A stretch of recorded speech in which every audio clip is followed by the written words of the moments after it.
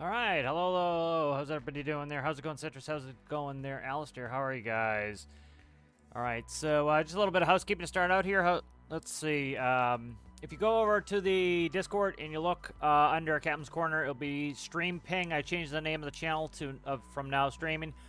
I automated the system, so if you want to have the role for, so you get pinged when I do the @stream ping. It will put you in there automatically, and if you want to take yourself off, you can click it again. It will tell you. So, for example, I can put myself on here now. Just click stream, and it will say it added the role stream ping, so I don't have to add people manually. And then, as you can see, it will tell you it's added. And then if you click it again, it will remove you from that role. So if you don't want to be pinged while you're on vacation or whatnot, you can do that as well. So that way you guys can do that yourself. So just go to stream ping, and you can click on the button. That way I don't have to go back and put people in, and if people want to come off of it, they don't have to ask me to get taken off of it. They can take themselves off of it. So that is done there. Last day for the build challenge, Kilo for submissions. So make sure you guys get those in by midnight my time. Should be 0400 Zulu. Citrus, thank you for rejoining Captain's Crew. I appreciate that. Very nice of you. All right, let's see. What else did I want to do here? I had something I wanted to do, something else I was going to mention, and I can't remember it. It'll come back to me potentially. Thoughts just go flying right out the head. So again, thank you guys. I'm also restreaming on Twitch if you guys prefer Twitch. That's also an option. If you guys have Amazon Prime, you can subscribe to one person on Twitch per month for free, and that will give you an ad-free experience. So if you guys have Amazon Prime and you're not using that subscription on anyone, you could use it on me if you'd like. I'd appreciate that. And you also get to watch it without ads. So that's also an option. So let's go ahead. We're in the career build series here. I need to do some ultralight stuff to finish up flying all the contestants from Juliet. And I want to do some stuff in here. We got a lot done with the fishing boat yesterday, so we have plenty of time in the next 3 weeks to finish that. So plenty of time there. There's my little green screen for if you guys saw I put the weekly update out today. I had a green screen to get myself in the videos, in the thumbnail. So I did that. Now I look like a fisherman.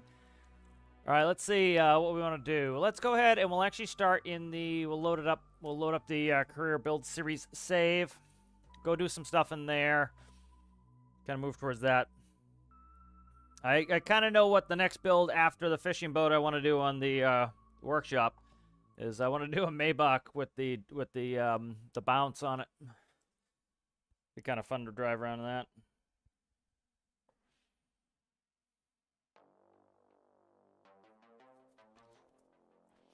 All right, so load this in.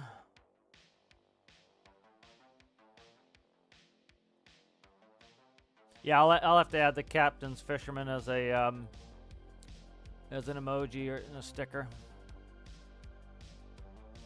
Because we're going to be doing some fishing here in the future in the multiplayer streams when the update comes out in a few weeks now. So, did some Out of Ore last night. That was fun to do some stream of Out of Ore as well.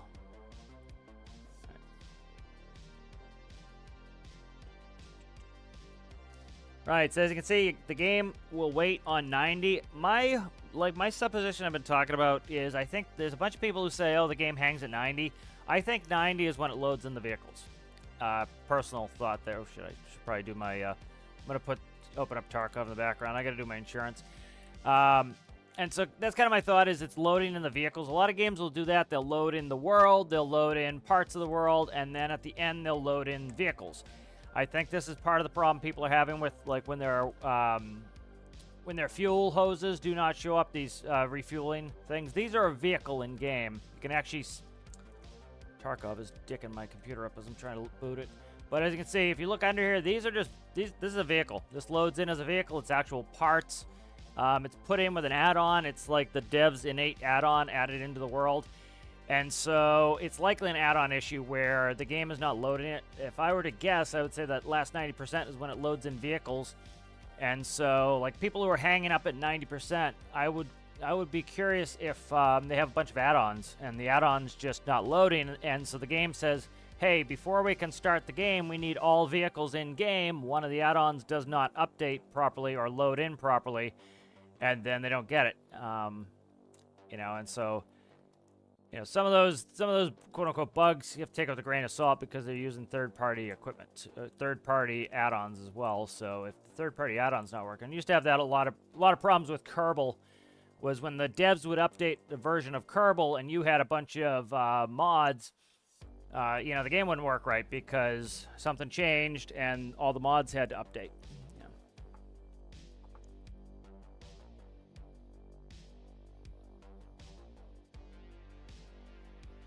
That's good.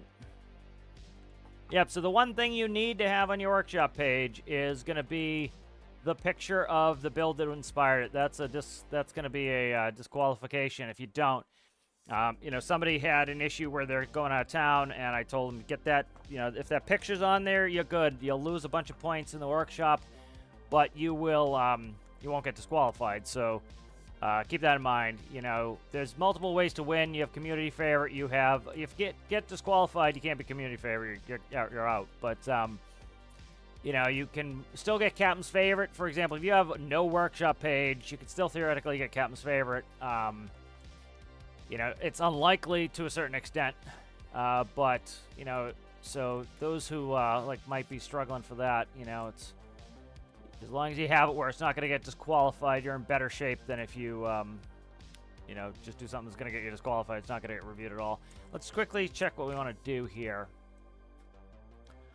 So let us see. What do we got here? We got a bunch of crapola. I don't have any helicopter in a state that I really want to use. What is this? Oh, that's a hangar and a half. That small crabbing cage. We got a fire here at Cobalt. That's not worth flying down. Actually, let's take one of the ultralights down there. We'll put the fire out. They'll put the fire out. I need to fly some people's ultralights here from the last challenge. I like to try to get it done before the new one comes out. Let's go ahead and get the... We'll take the Cramp. So thank you everybody who's been downloading the Cramp and who liked the Cramp. The Cramp is still hanging around 6th place, so I'd like to see that on the top of the workshop.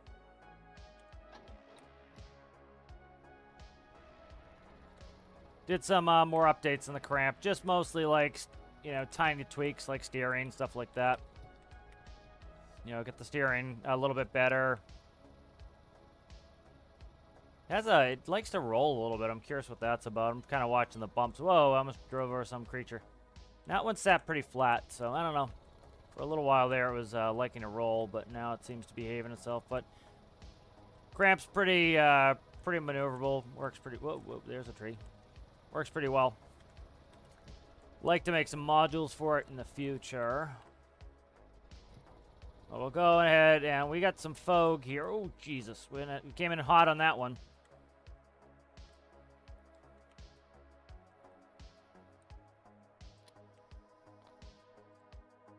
Let me check the brakes really quick. Yeah, brakes are hooked up regular. Yep, all right, that's fine. All right, Cramp is good. Let's see. All right, so Citrus is here. We'll use his next.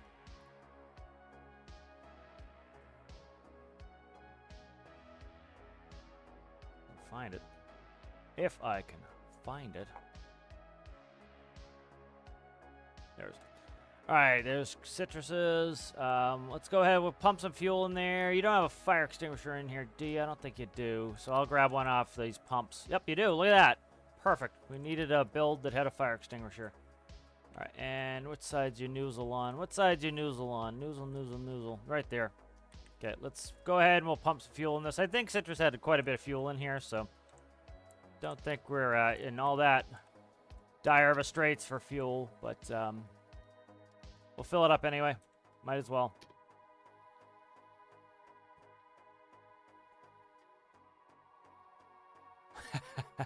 Yeah, we're in the fog, IMC. Do you have a compass in here? I think you did, right? Let me check. As long as I get a compass heading, I can run in this fog. If not, I'll drop the fog down. Again, they're ultralights. They're not really... They're not IFR vehicles, so... Well, actually, let's... They're not IFR vehicles. Let's knock the fog down a tick. There we go. Yeah. Ultralights are not IMC rated, so... Alright, see if we can remember how to start this engine run. Can't hear the music. I forgot we got this under here. There we go.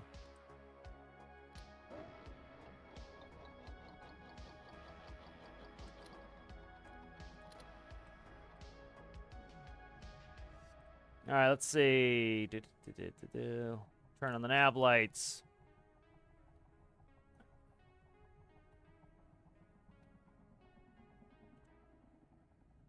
Let's see what we've got here. So, parking brake release, monitor and backlight, fuel, RPS engine, speed, altitude heading. Okay, good. We have a heading on there.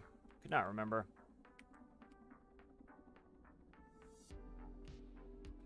Be very quiet here.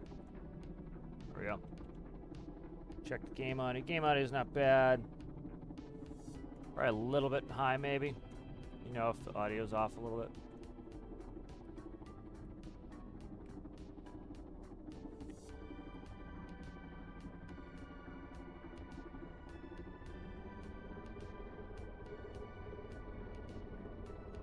Alright, there's about 50 knots right there. I'm just doing it as a soft field takeoff, pulling the nose back, and then we climb out. Alright, good.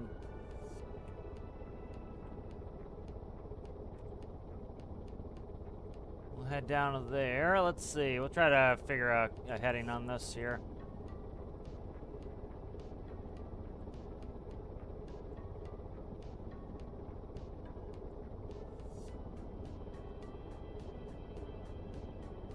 Tough to figure out without an artificial horizon.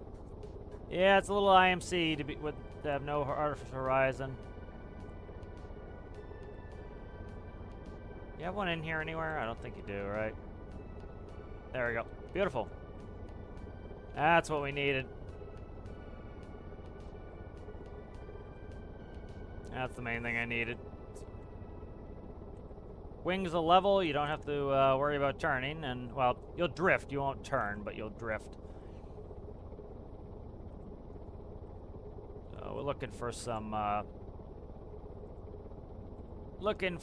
real estate there. You can see the water coming in 300 feet. All right, so keep that in mind. We'll descend down. We'll go scud run for a little while, try to get under this cloud layer.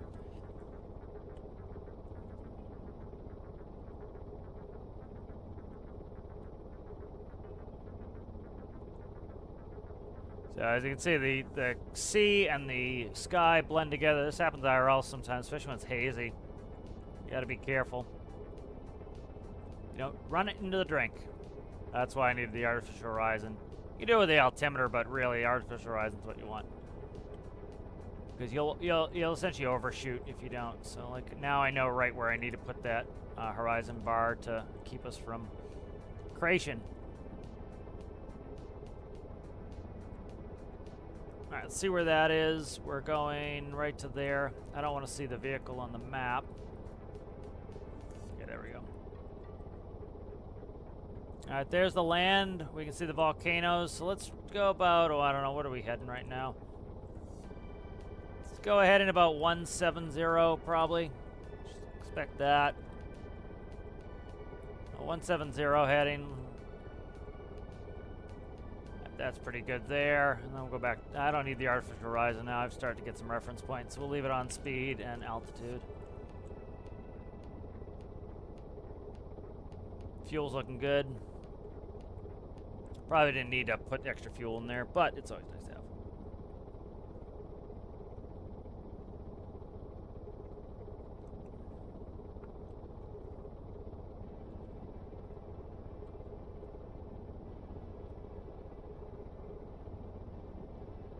Starting to lose the picture again, so let's go ahead. Our heading's good. Let's get that artificial horizon back up. Trying to descend again so that we can see the ocean at least. Until we get some reference point out on the continent. It's at the, it's right down by the iron mine is where the fire is, and we have a fire extinguisher, so we can put that suck out. It's on the roof, so I might have to no-clip up to the roof. But, no, it's the end of the world. So really looking forward to fishing. I think it's going to be a lot of fun. I think, as you can imagine, a lot of people are excited about the fishing, as it is something people ask for. You know, the fishing rods were a good start. You know, I think some people underestimated when they said, you know, poo-poo that was a major. You know, there could be a lot of stuff behind the scenes that they had to do to get the fish ready. I think, you know, they had already planned on doing commercial, I would say, when the first part came out. It just wasn't, you know, wasn't done. And they wanted some input, you know, and so, you know, some of that behind the scenes stuff could have theoretically already been done. So it's like, you know, you don't have the information, you know, not right to assume negative either. All right, so there's the lighthouse. We'll kind of follow the terrain here. Often, especially in ultralights and VFR aircraft, you're using the visual reference points in the ground, so like the roads. You'll actually follow roads when you're doing it. Like you can plan your VFR cross countries down the roads, utilize them for reference points, you know, lakes, everything else. Roads are nice because you can land on them in emergencies.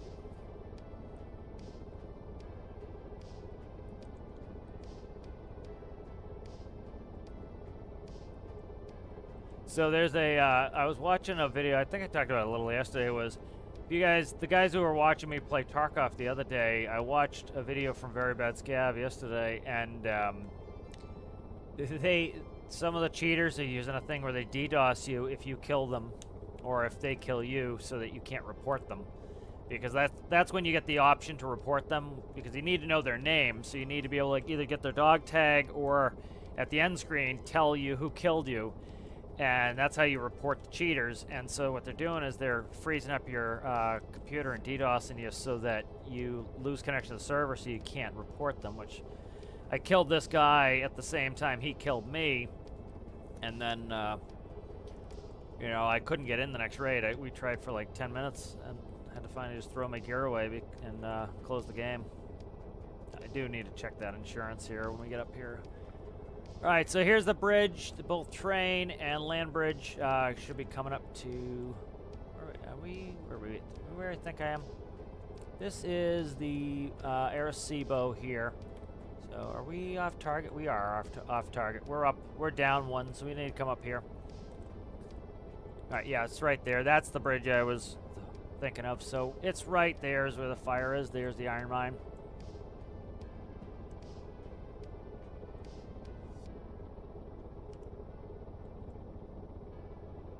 So we can get rid of the artificial horizon.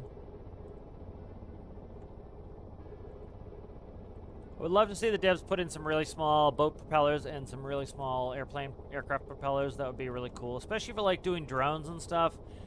The ability to have like a 3x1 propeller would be really great.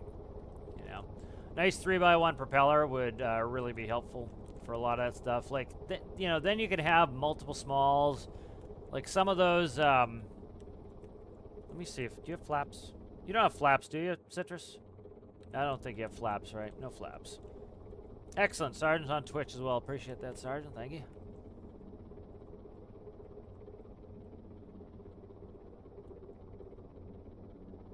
I remember Citrus's plane, you kind of had to keep a little bit on the fast side here for approach, so just trying to keep a little bit fast here. We're going to go around and come back. So about 100 knots is where it likes to be. You can kind of feel this out. Like, you know, the people who poo-poo the aerodynamics and this stuff, one, I don't think they know as much as they think they know about aerodynamics, but two, you know, you can feel stalls in game. It's kind of like there's some differences in stalls. For example, like if you have a tapered wing like a Cessna 172, you'll get a wing drop. So it's pretty elaborate. It's pretty, I wouldn't say jarring. It's pretty pronounced, the stall, because the wing drops. If you have like a Piper Cherokee, they have those Hershey bar wings. You get a symmetrical stall, it just fall in leaps. So you just come straight down. So like right now we're kind of in a little bit of a stall, coming straight down. If I had some, oh shit, throttle, we're gonna crash. Okay. I'm sorry, Citrus, I was trying not to. Get in the seat, you jackass. I fucked that up.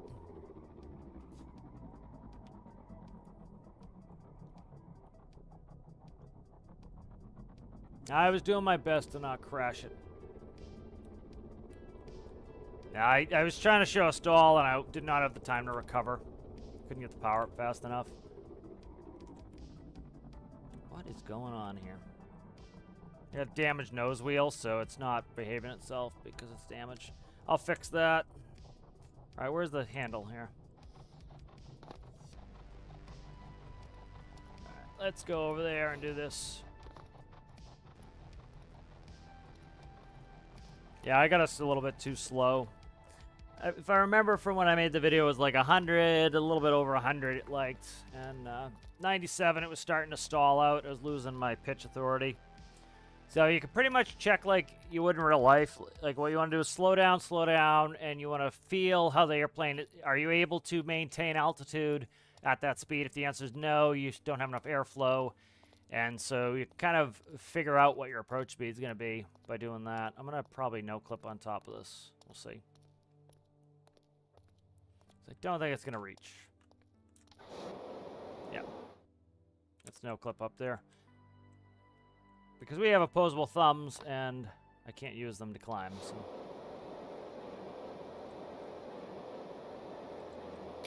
Oh, come on, dude. How is that burning me? You junk, kid. You junk. It's good. I'm just going to no-clip up over here so I can actually have a prayer at fighting this fire.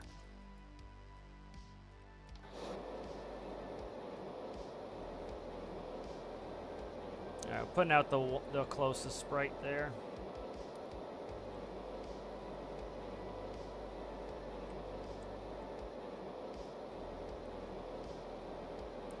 I think it's funny too in the comment section, like people for the fishing thing too, is like the same crowd who was like always like, if the game isn't exactly what they think it should be, then they should rename it. And it's like, it's so silly. You know, it's like, you know, they're like, well, they should call it Storm Life now instead of Stormworks. It's like, dude, that's not how it works. It's like, but you know, Farming Sim was just farming when it came out. Now it has forestry in this, so you know, purists will be like, oh, this isn't Farming Sim anymore. This is like Farming Forest Simulator, you know, Smokey the Bear Simulator. It's like, dude, it's Farming Sim. The game started as a farming simulator. It's using, you know, it's kind of using that historical name. The same thing with Stormworks is the first thing that this building game had was search and rescue. Yeah, like they didn't take it away. Like if they completely said, you know what, we're getting rid of search and rescue. Yeah, you could say it's no longer a search and rescue game. But it's still the #1 mission type. You know, it's like, just because they add other things doesn't mean they need a rename, doesn't make it mean it's smart to do a rename. It's just, I find it incredibly silly. All right, let's see. Put that away. Citrus knew that I would damage it. He gave me a torch. So I actually didn't do that much damage. A little bit on that nose there. That was it. Okay. It's excellent when there's enough equipment here. I can do what I need. Beauteous. All right, good. Let's get out of here. So that's done. Let's see where we want to go. Where are we? We're here. Let us see. Let's go to FJ. Vona. Okay.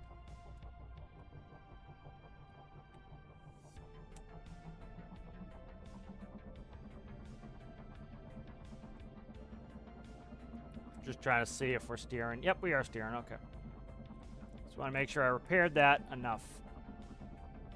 So damage is on. Just, yeah, I wasn't going, you know, I was pretty close to having it under control. I got us back up to like 90 knots, so it's just getting some pitch authority when it hit. But very resilient craft that allows me to do my screwing around. Oh, that's not helpful. Sometimes it's actually easier to shut your landing lights off if they're glaring off stuff. It's like you'd shut your strobes off and your landing lights if you're going through clouds because it would be too bright. Yeah, that's why I couldn't turn for shit. It was just that damaged nose wheel. So once that got fixed, it was easy to taxi around.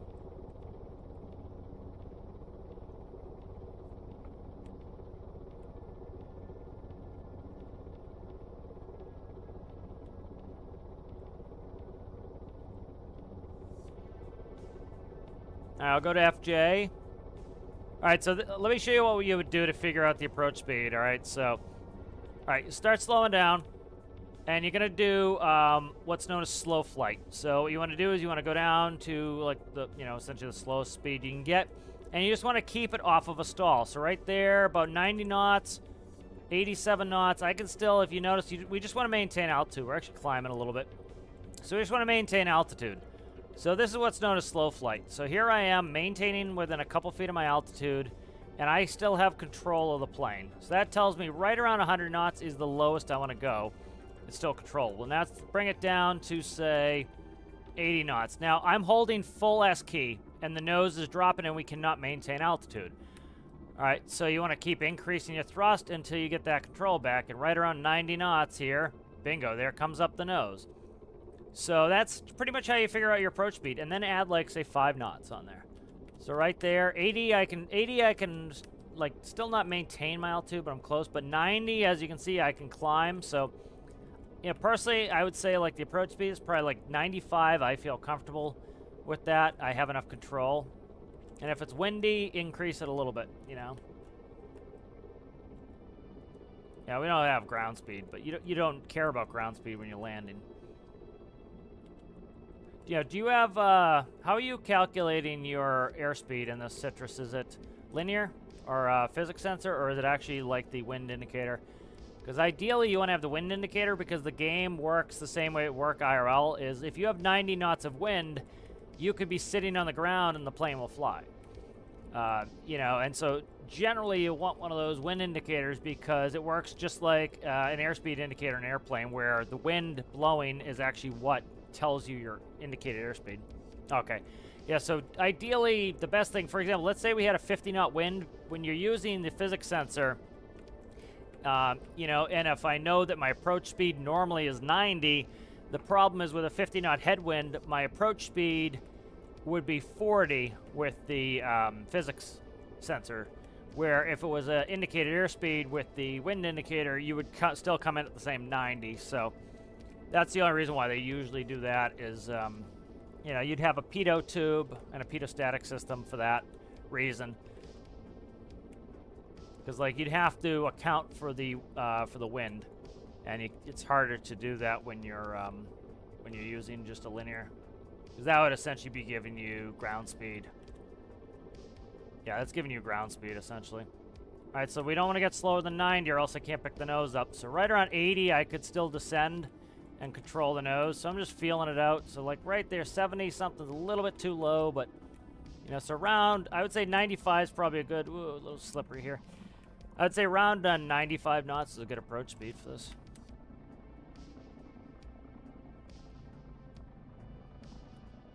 Go taxi in.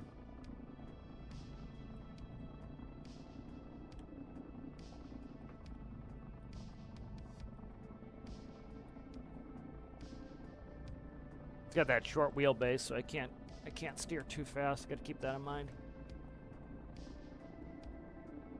But plane fly is very nice. You know, ultimately it would be nice to get that that approach speed down. Yeah, because you're going to be going into a lot of unimproved fields with something like this, so you would ideally want to get it down. And the ones in the challenge that had the lowest approach speeds, they were using the the larger of the small control surfaces. You know, it's called small control surface. The other one's the small, you know, is the fins. But you know, because you can make flaps and add a ton of lift. All right, very good, very good, very good. Now, successful mission. I'm glad you had both the fire extinguisher and the and the torch, so we're able to get through there. Gotta get that nose down. Hiya! Hiya! Alright, good. So very good, very good. Alright, nice. Let's see what else we got going on here. Nothing at the moment. Go ahead and take a nappy poo. We'll see if I can knock out some of these other ultralights. Got guarded halos. We've got Monsieur G. Did I used guarded halos. Yeah, I used guarded halos. I used Alistair's. I need Mr. G's, and I need a Sergeant Cheesecake. How's it going there, Cheesecake? How are you? So, yep, we'll be using yours today there, Cheesecake. How are you? How are you? The manufacturer's always right. Yep. Transport buoy awaiting deployment. Deployment is interesting. That is interesting. So, see, I haven't seen this mission before. Again, there are some missions, like, I'm really high in the rating on the missions, or I'm high in difficulty now. I've never seen this one. Transport a buoy awaiting deployment. So you want to transport that buoy and stick it out in the ocean. That's interesting. Not that I'm going to do it right now, but that is an interesting one that I have not seen before. I wonder how the algorithm works, because we're getting transport missions like a mother right now.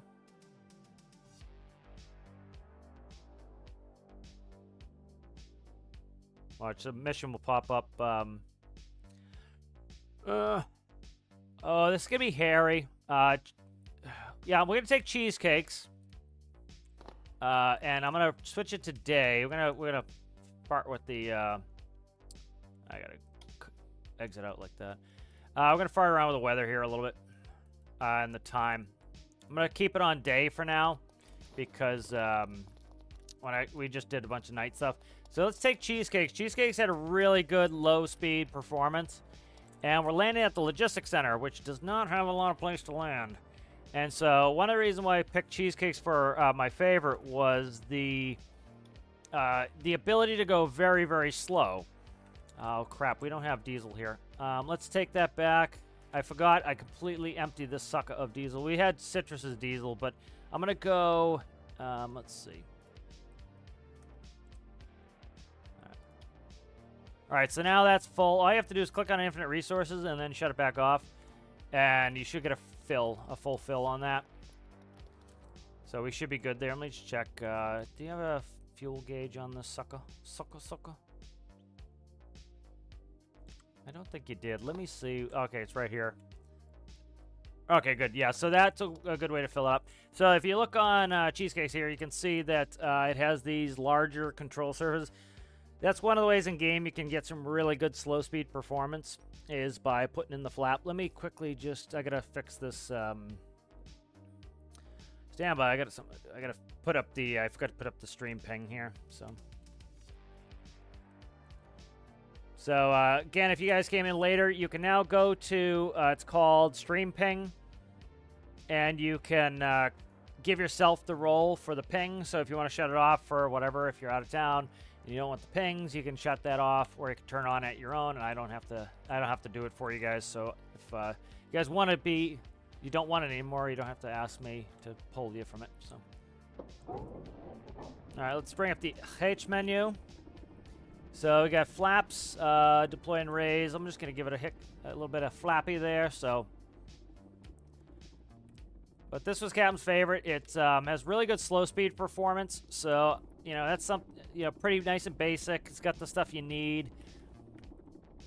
Personally, I would put the artificial horizon here, and I put these gauges here. You probably can't do it because of the panel screen and interacting with the seat. But, in a panic, kind of one of the reasons why they standardized cockpits too was like when you get in a panic and you lose situational awareness.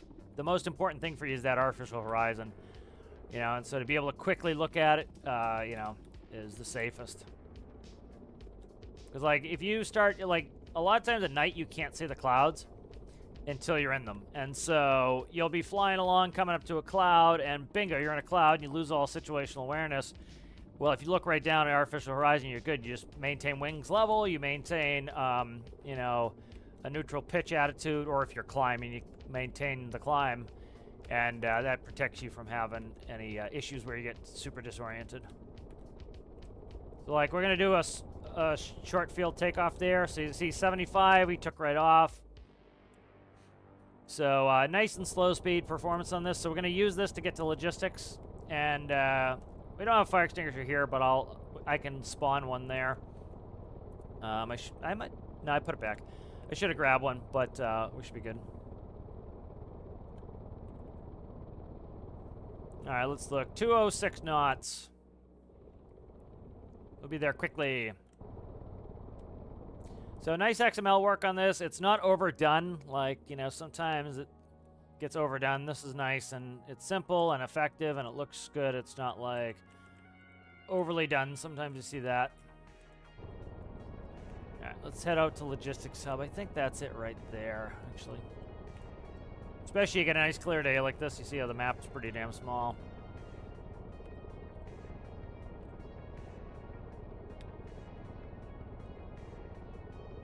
Gotta do my insurance in Tarkov before I lose everything. I didn't log in at all yesterday.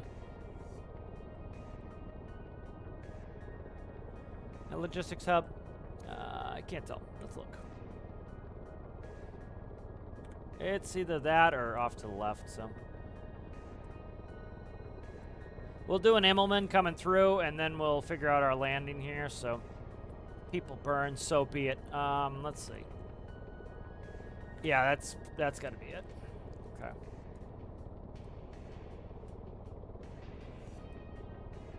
From here, it doesn't look like it, though, so we'll see when we get close.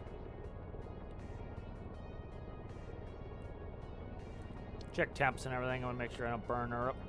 Yep, we're perfectly good there, so... I believe that's logistics hub. All right. I think. Yeah, that's logistics hub. All right. Whoa. All right, I'm going to do a, not an Immelman. We'll do a split S. You can see a helicopter just spawned in. See, they're still tripling some of these AI. I think that's part of the lag people get is you get an AI. We're going to do a split S, and then we're going to come in here. Oh, very limited landing space here. All right, here comes a split S. All right, there we go. That didn't really split S all that well. I didn't split the S very well. I ended up stalling a little bit in the loop. Let's put in some flap there. Let me make sure I hit the right button for flap. Nope, I hit the right button for flaps. Okay. All right, I'm trying to spot out where I want to land in here. This is a little bit tighter than I thought. I thought we had a little bit more straight line distance in here. We don't. I think I might be able to get it in there. Let's try. I figure we'd take the one that has really good slow speed performance, and we'd run with that. So I'm trying to get this slowed down. So there's 73. I still have control at 73, where Citrus is, for example, like 90. It was the lowest I wanted to go. And so you can see I can really get this. It's the buy sign's going to screw me here. There we go. I'm going to go for a go around.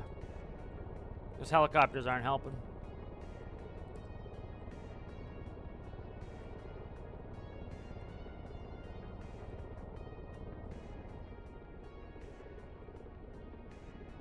Yeah, see that purchase, I'm going to run over those people too. All right, I got the longest angle right here. I just found it, so. Yeah. By being the slowest airplane, I think, this was, the slowest airplane. Like, you can see I have really good slow speed performance here. I'm going to go out, and I want a really long approach here. I want to get trimmed in. I want to get a good long approach to really get prepared for this. You know, you start cutting into your pattern, you start really reducing it. That's one of the issues I had with Citrus is I turned around too fast. I had to go around already, and then I turned around too fast, and that really screwed me. All right, so probably, if we can get it down to that tick, I think we're probably okay for that. Okay, let's try doing some S-turns here to slow down a little bit. All right. All right, so I'm trying to hold it right in that tick. I'm going to start trimming so I don't have to hold it as much. That's part of the problem with keyboard and mouse is it's harder to hold the attitude. All right, there we go. I've got my angle. I can't see anything because it's a tail dragger here.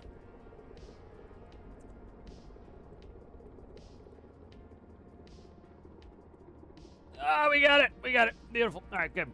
Let's see. Gorgeous. Expert. Let's put this fire out.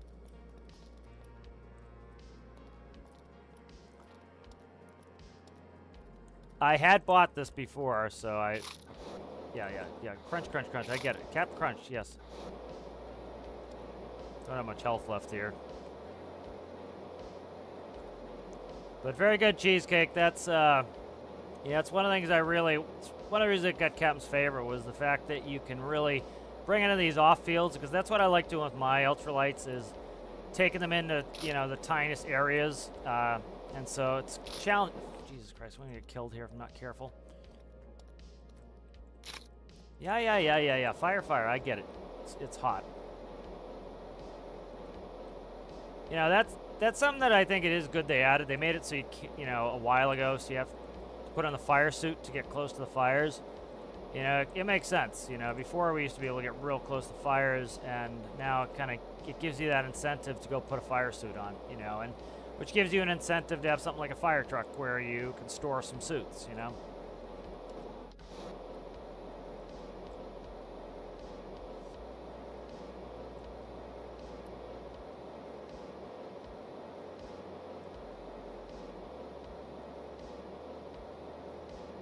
We bathe it with water and it goes out.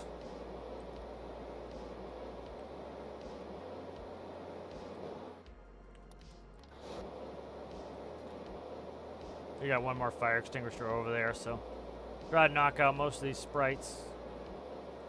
I think I'm gonna need the other one probably in a sec. Oh, no, actually, we might get it. We might just get it. Ah, you suck.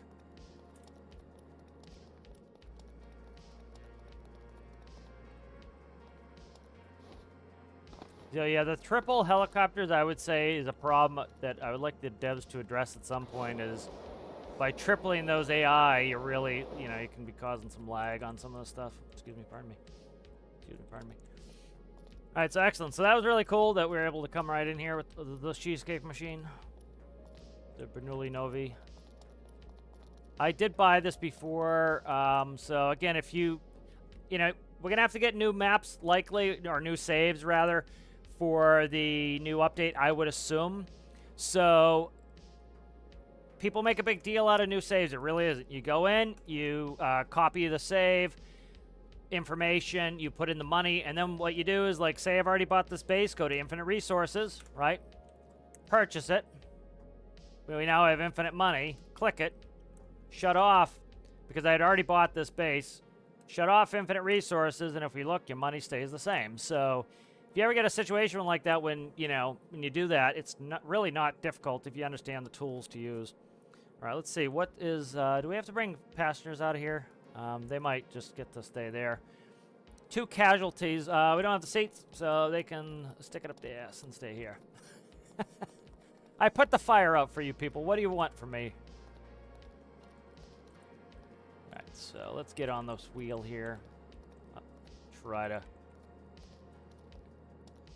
Got XML, so I have to go where the collisions actually are, so we can do it here. So the other benefit of having a really light aircraft.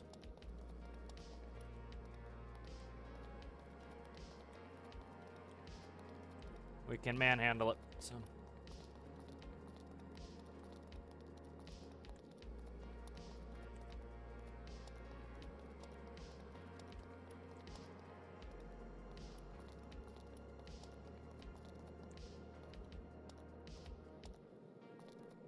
Turn a little bit more. We need more turn here. Luckily, we got a little bit of a drop off here. All right, we want it. Let's see what the wing's doing. What the wing doing? What the wing do? Right, let me heal myself up. I'm on death's door here, so let's get this back. We're not going to bother with passengers here.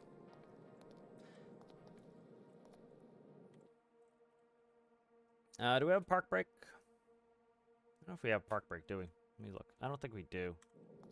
It's all right. We can, I'm going to go get a health pack. And probably put, we'll say screw the fire extinguishers. I'll get a health pack. I need to heal up here. Okay. Let's do tank.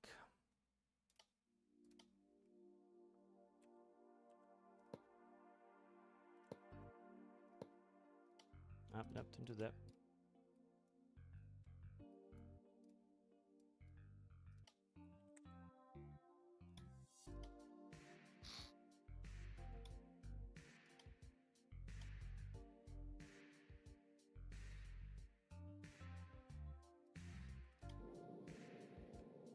I have a spa day here while I heal up.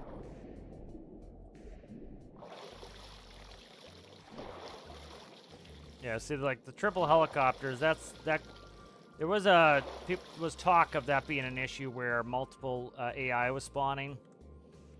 So we'll heal up here for a second. This is my impromptu healer. All right, let's check some chat while we're doing that. That was a split S. I broke out of the split S.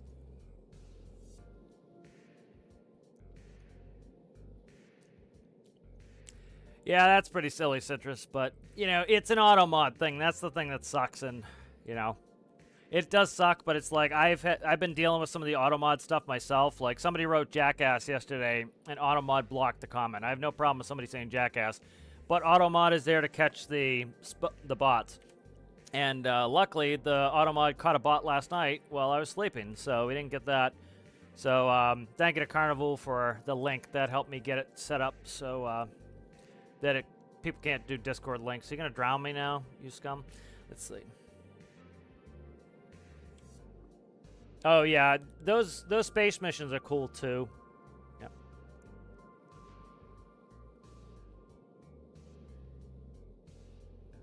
Yeah, I think it's... Yeah, I think the wind map is, like, overly... Like, it's not as precise as it could be.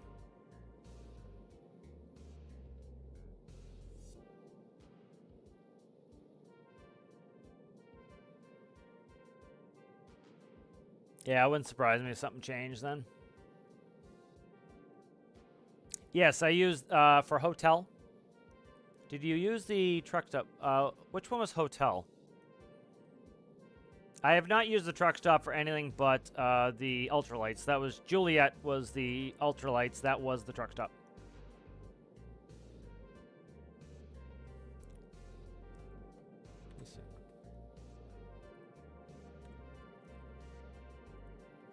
Could be an Immelman. I can't remember. Trying to remember which one, but I broke the. It wasn't a perfect maneuver. Yeah, it turned from a split S into an Immelman. Let me see. Trying to remember what split S. I can't remember them all either. It's either split S or an Immelman. Yeah, downward loop for a split S. Yep, Immelman. Yeah, Tour and Immelman. I screwed up, though, and I ended up almost like 30 degrees off course because I screwed up the turn. So I was trying to look over the top of my head instead of looking at the artificial horizon. All right, we're healed up. Excuse me? Okay. If I could coax you people to get the hell out of the way. Okay. Well... I'm going to drive right through you, people. Let's get out of here. Alright, flaps coming down. Flaps were down. Let's do a little bit of flap. I did not mean to... Alright.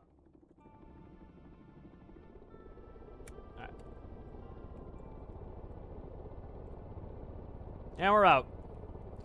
Frickin' helicopters, frickin' helicopters, frickin' helicopters.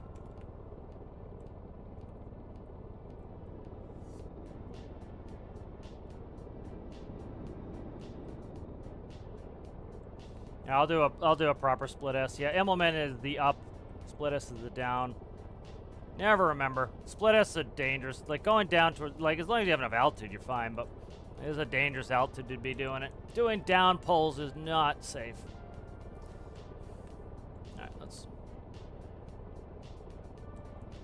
pull off some throttle here too and add it back in. There we go.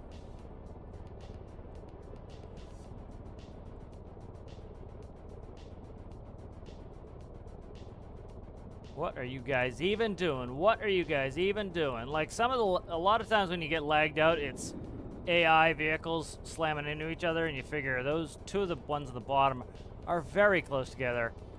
All they need is a little bit of a tap and they're could get glitched into one another, cause problems. All right, let's see where we want to go here. All right, so we're not bothering rescuing those people. They can stick up these. Let's see, where do we want to go? Where do we want to go? So, like, this area to the south here, I think would be great for farming. This is an area that is not used at all, really, for anything. There are no missions as far as I've seen. Maybe I got one van mission down here once. But this is a cool area down the south here that pretty much has no use, but it has wide open areas. So I'd love to see a fishing major where, you know, they add, like, I think they should just do it static. Having us have the ability to put fields wherever we want could be cool. But, like, it would be nice to have a static workbench to put make a farmhouse, make a paddock, have like a pre-built paddock, have a pre-built farming area where you actually, you know, farm the crops. And, you know, like the thing that I would like to do with it the most is like do crop dusting, you know, and then, so like going and doing a crop dusting, say that's the field, you come down and you spray water on your fields, you know, it'd be cool. There's a horsey, you know. So I think that'd be cool. Let me see, did I put the flaps up? I don't think I did. There we go. Didn't put the flaps up. All right.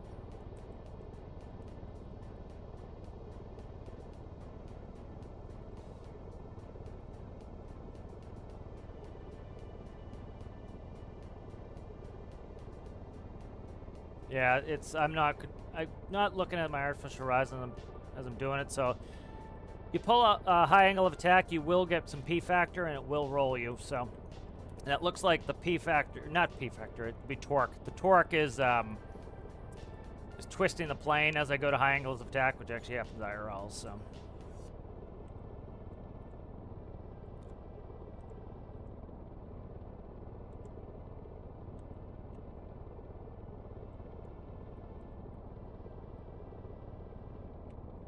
Alright, so we'll come over here. I'm trying to find, I need a place to spawn the next one. We'll keep doing some missions. What is that? Horsey? You horsies? You are horsies.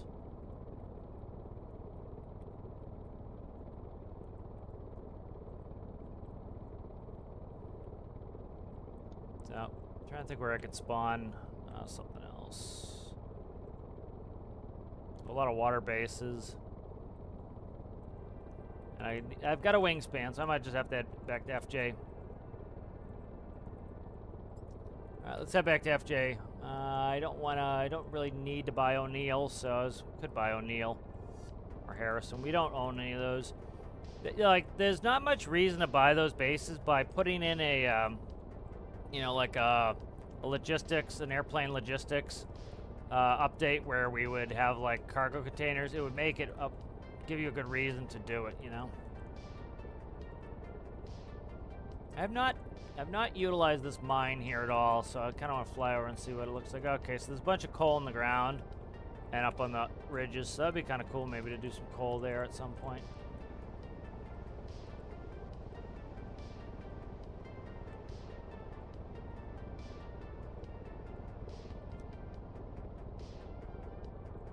Banking's a pain in the ass inverted.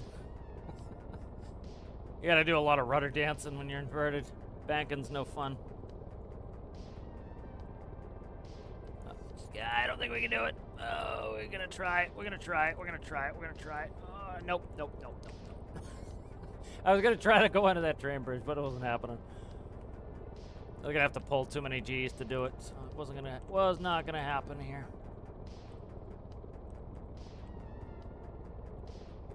Alright, FJ, and then we will go and we'll take out somebody else's for another mission. We got Mr. G, and I did guard halos, right?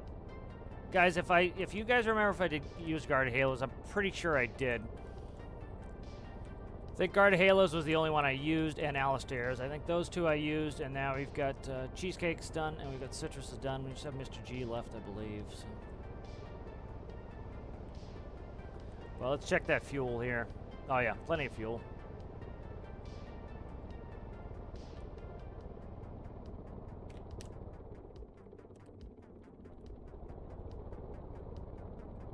Little barrel rolly. Kind of dropped the throttle there a little bit to upset it.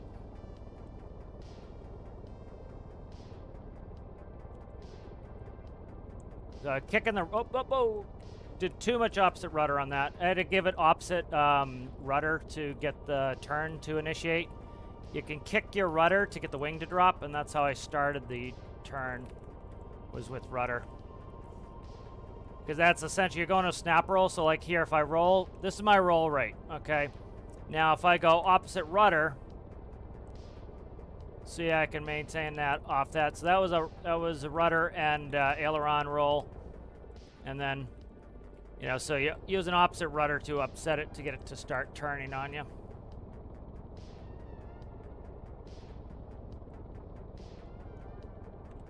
So it helps you drop that wing to get turning.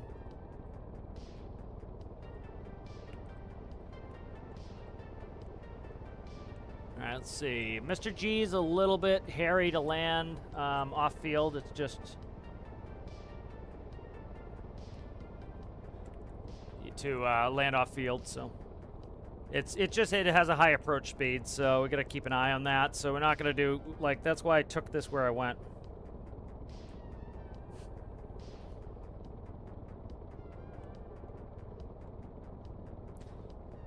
So we'll land here. I'll catch up on chat, and then we can. I'll land here. We'll catch up on chat, and then we'll take out G's for that, and then we've got them all done for the last one. All right. Well, yeah, I took this on purpose because I knew this one had that really good slow approach speed, so we could get in and get stopped in time for the where we hit the old containers there at logistics. Logistics is tight.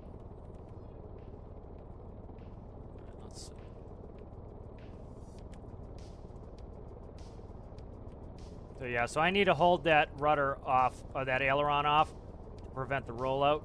So that, see, I kicked some rudder there. I was not going to be able to do enough aileron roll in time. I would have hit the ground. So I put in right rudder to upset it, to help me increase the roll rate. And that's the only way I made that turn without crashing the dock. Because that you know, I kind of felt it out, and I was like, nope, we are going to crash. So I didn't even have full flapping when I did the landing at logistics. I wanted a little bit more. I didn't want to get too slow and too wallowy, so I kind of kept a little out. It would have given me a better, slower approach speed. Like you can see here, I've got full flapping now. You can see how slow we can get. And that's what's like an ultralight, like the top speed of an ultralight is like 50 miles an hour. So, you know, about 50 knots. So you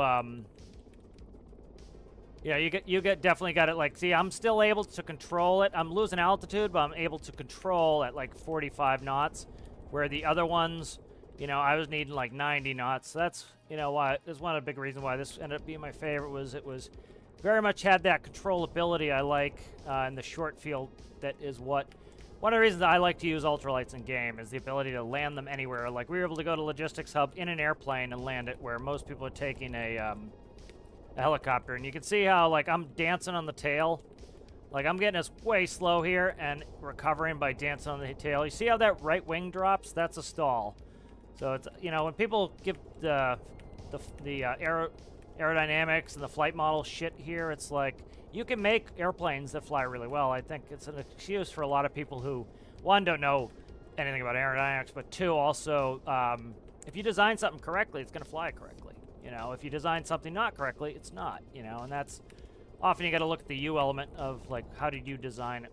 But you can see how I can like dance this plane. So that's one of the reasons why I picked this as my favorite. Was it really lets me go anywhere with it, which is what I like with ultralights, is you can really just go anywhere. And, you know, unfortunately the game, the parts are a little bit on the big side. So of course they had to get, you know, the ultralights are bigger than I would theoretically like them, but we're limited by the propeller size. We can only make it so small. And these large control surfaces, which are smalls, are where you start getting a lot of that really good ability to, you know, get extra lift for flaps, and they're pretty big, so you kind of get limited by the game. All right, very good, very good. So that was a lot of fun there, Cheesecake. Let's catch up on Chait. Yep, but definitely an Immelman. I always confuse the two. Takeoff. I knew takeoff was going to be easier because we had the drop-off. So I could hold the brakes. So what I did was I held the brakes, pushed it back as far as I could, held the brakes, went full throttle. And by the time we've got full throttle, I put in a little bit extra flap. You know, I wasn't that worried about takeoff. Landing, getting stopped in time because, you know, it's easy to roll. It's easy to do a ground loop and flip over.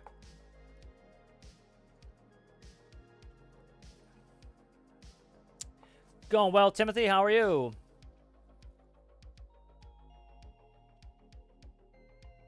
Yeah, like Citrus got pickled for a word. He said it's.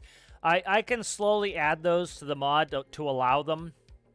You know, but like certain words you guys aren't gonna be able to say because they are in the bots, and the bots I gotta put those words, keep those words in there so the bot gets kicked. But the thing that Carnival sent me really helped to catch them. because they put the way they do the links, and it's a way to it filters out any of those Discord links. So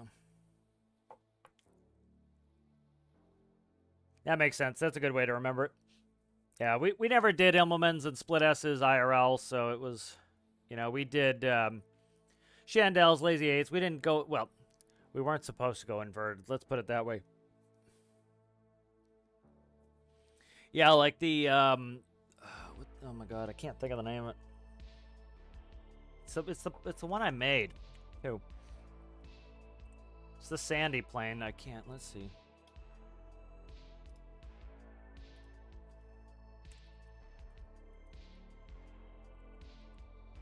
The Sky Raider. Sky Raider had, if you went full throttle on a balk landing, you would you'd torque it. It would drop the right wing and you'd crash on the deck. So you didn't want to go full throttle. Okay, good. Yep, I thought I did. How's it going there, officer? Good to see ya. All right, good. So let's go ahead, try to get another mission. We'll go knock out G's, and I think we're good for all the winners there. So.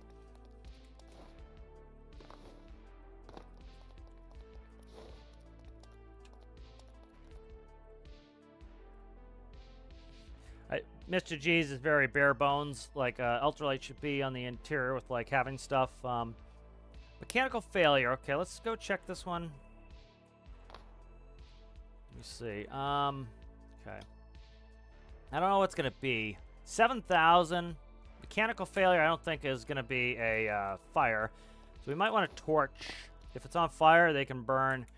It's just more looking for a good excuse to use them than actually need them.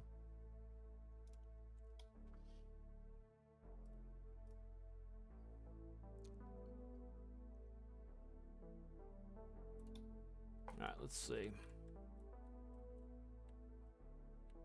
Okay, good.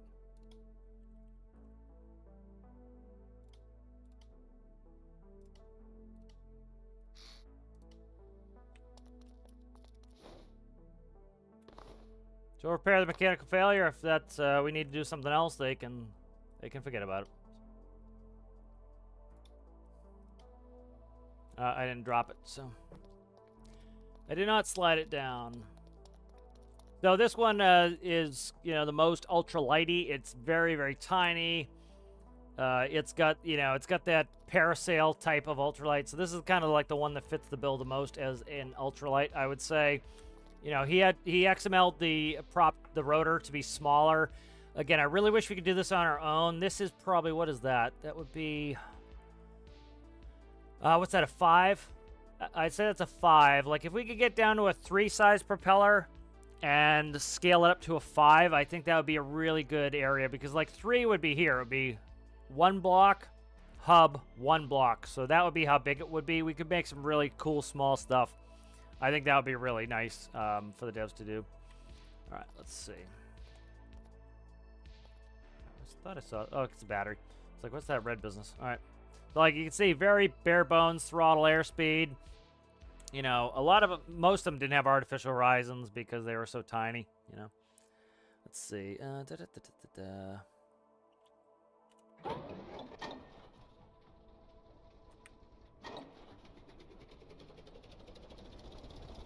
So Mr. G's requires a little bit of speed because it has no flappage.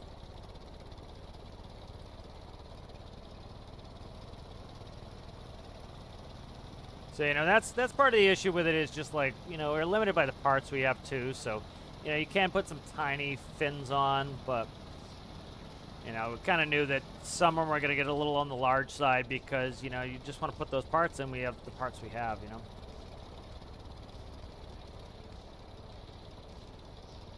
You know, like, I'm not a huge fan myself of these smaller fins, but we don't, that's the size we have. It's like we can't do anything about it, you know. You know, I don't like the look of them very much, but, you know, we don't have any choice. We have the size we have, so they look the way they do, so it's kind of like...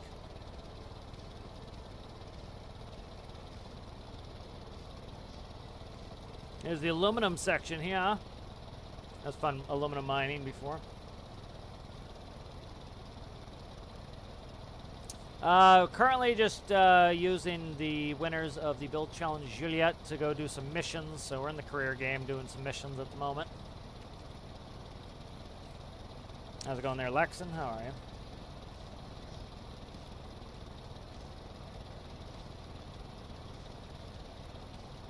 I think it was up by this bridge.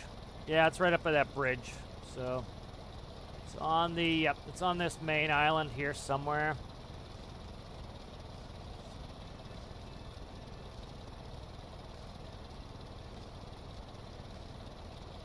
I gotta open Tarkov at some point and check my insurance. I'm gonna try to do it right now. I'm sitting here. Tarkov closed itself back down when I AFK for too long, so. Is it on this? It is on this island. Okay, it's somewhere over on this main island here. Oh, let's see. Like, see, this one here, we're still diving at 85 knots. This one has a higher speed because it has no flap, so it's like, this one's up to like 110. So this one, like, you would never be able to stop this one in time on the logistics hub. You know, I was able to touch down in Cheesecake at like 40-something knots probably. And so it was pretty easy to break at that point because you're down to 40 knots, you know. I have never noticed this road going to the left here out of here. That goes up to the mine. Okay, that's why I haven't been up to that uranium mine since it came out. All right, let's see. We're looking for the vans. Okay, it could be on the other mainland too. I'm just kind of driving around. We got some animals there. Again, remember how friggin' incensed people are getting? Oh my God, they're adding animals. Oh my God. It's like, Jesus Christ. You know, again, the animals may not come to anything, but do remember that they had added things like some space stuff like that over there. You know, quite a while before space. You know, some of the stuff could be, you know, hey, we got that part done for this major we've been planning for years. Like, you know, maybe they have some sort of animal husbandry or farming or something planned, and just like when something gets done, they put it in the world because, like, for example, like the animals, I like seeing the animals. Like, there's one right there. You know, people will both complain about how lifeless the world is, and then they add some life, and the same people complain. It's like, dude, you know, what are you talking? What are you doing? Yeah, so it could very well be just for that, or it could be that they were planning out for something else and it got done, and they're like, yeah, we'll put the animals in, and then we'll put them in now so that you get a little life on the planet. All right, so all this area up here, and then south of the bridge. So I'm looking for it. I've not gotten close enough. See those animals right there? So I like having them on and seeing them. You know, it'd be nice to interact with them. You know, you do have the dangerous animals. Like we had one rescue, we came up, and I like it how they all get stuck against the rock. But I would love to have some sort of animal husbandry where we can, like, attract them to a trailer and then put them in a fenced area. And they just, like, if there's a couple together, you get more of them, and then you sell off your excess, and that's another way to have, like, a little profit center. But then you got to change the name, search and rescue to Storm Life or something, and that sort of thing. See, we have not found this van yet. Let's see where we're at here. So, pretty much hit all the road areas here. Has not spawned in. There, it's right there. Beautiful, right there. Okay.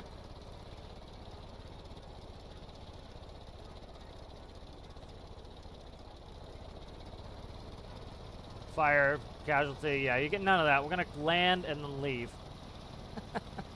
We're not doing any of that shit.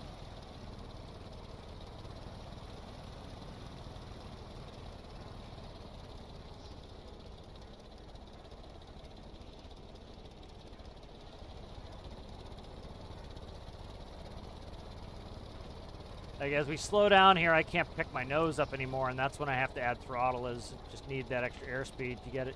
Like, this is a terrible approach. Like, this is a dangerous approach. You know, shouldn't be doing it like this.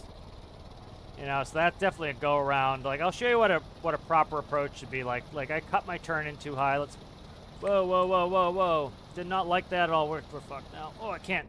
Yeah. It's biased to the other way. I can't do an inverted flight on this one. I just can't do it. Can't do inverted flight on this. I do have the repair torch, though. I wonder if the angled wings had something to do with that. Let's see. You know, I got an inverted flight. Like, some planes do not like to be inverted IRL as well. They do not like. You get inverted, you might never get uninverted.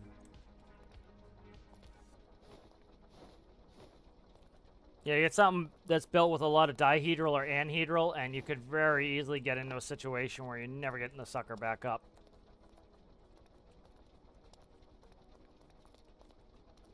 Let's try something here. Push you up the hill and try to roll you off the hill. This needs quite a bit of run up to get out of here, so we'll see what I can do. Engine's still running. I would like the devs really to make it so that if you have one cat on your exhaust, there's no exhaust. Let us, like, make it as an on-off switch. Because, like, right now, I think there's something up where, like, no matter how many cats you add, you're not able to get rid of the exhaust, so. Alright, we might just call that a crash and call it for this one.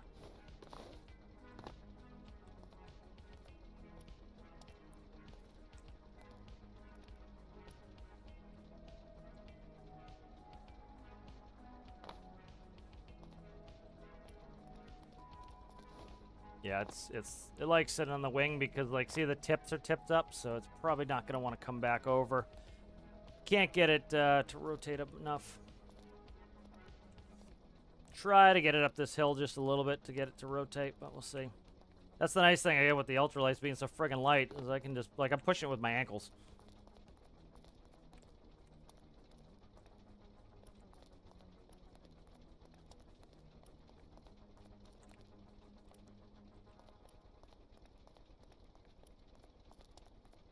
Trying to get it off-centered enough where it will tip over. There we go. Let's try to tip it off this red rock here. There we go. We're making progress here.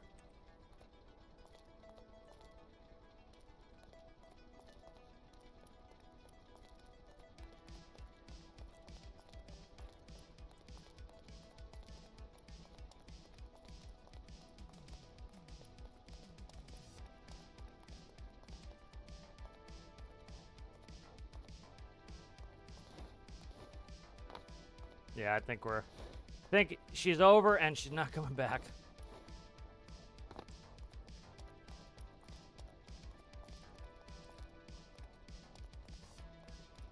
Try this one thing here, see if I can get it to tip over on this cliff face here. But yeah, I got inverted and I tried pushing, you know, down on the elevators to try to get us to fly up, and it did not like flying inverted. So it really did not like flying inverted at all. So some planes just are not going to want to do it.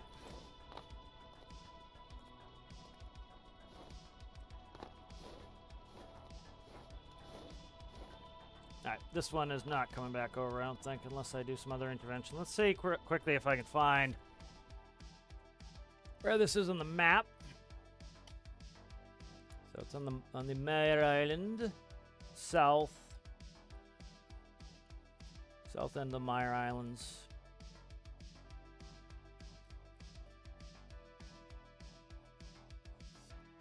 Need is a tiny little crane. That's what I need.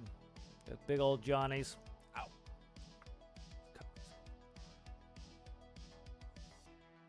Don't see it.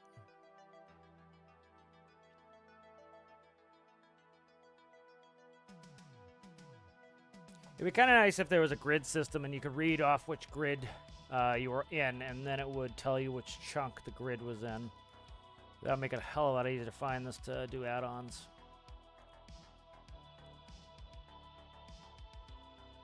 I think I found it. Okay, there we go. No, that's not it. That is not it. Okay. I was just going to recall this. So that was a good flight on that one. That was fun. Just, it was me being silly, going slow, trying to do inversion. I banked the wings. I did a cross-control stall, which is when you have your controls crossed. So I was making a left turn. I kicked some right rudder. The left wing dumped. And then I started putting me around, so I committed to rolling. So I continued to roll, and I gave it opposite elevator. to try to keep the nose up, and it did not like flying inverted, and there was no way in hell I was getting it turned over in time. So, excellent build. I enjoy that build. Just, it's tough because that one goes pretty fast, so it's tough to land with that. What are those rockets on the bumper? I don't know. I think they're just decoration. Yeah, I was thinking of doing a name and shame channel, but I think that's probably the best. You see how my workshop would completely get negative votes at that point? It would be not worth it.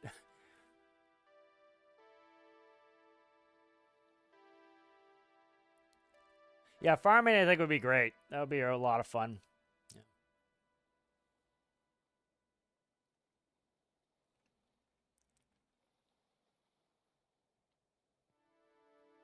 Which, oh, Alistair's, I see.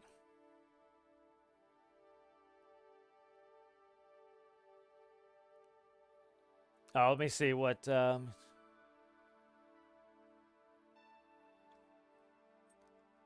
okay. Yeah, I'm gonna read. Oh, I see the rocket. I thought you meant Mr. G's because Mr. G's has the, right here. That's what I thought you meant. I see you talking to Alistair. This pipe right here, or rocket, whatever it was. I'm just gonna go take a quick coffee break here. I need some coffee, and then come back and we'll try to go do something we need to do. So that finishes up the ultralights. So again, great builds, everybody, on the build challenge Juliet. Those are a lot of fun to use. So excellent. Let me go do some cafe, and then we will be good to continue here.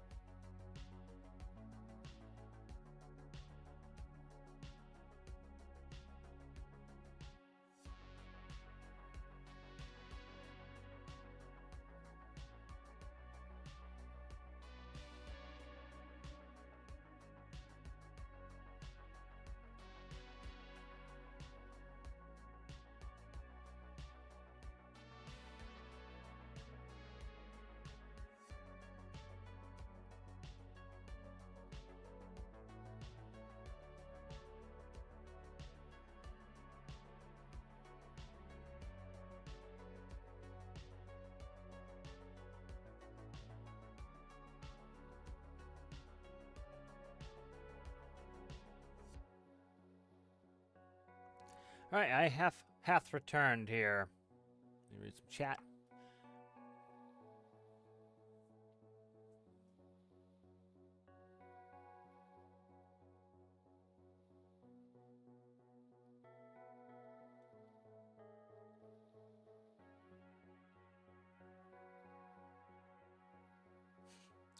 That's good.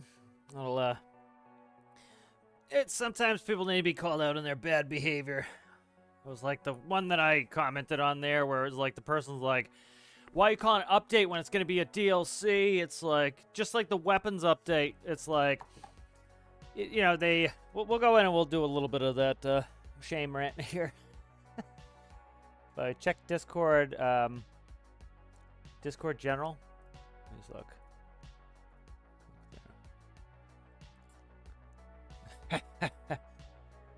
That's funny. I've never seen that before. It does look right like it, though. That's pretty funny. I'll show that everybody.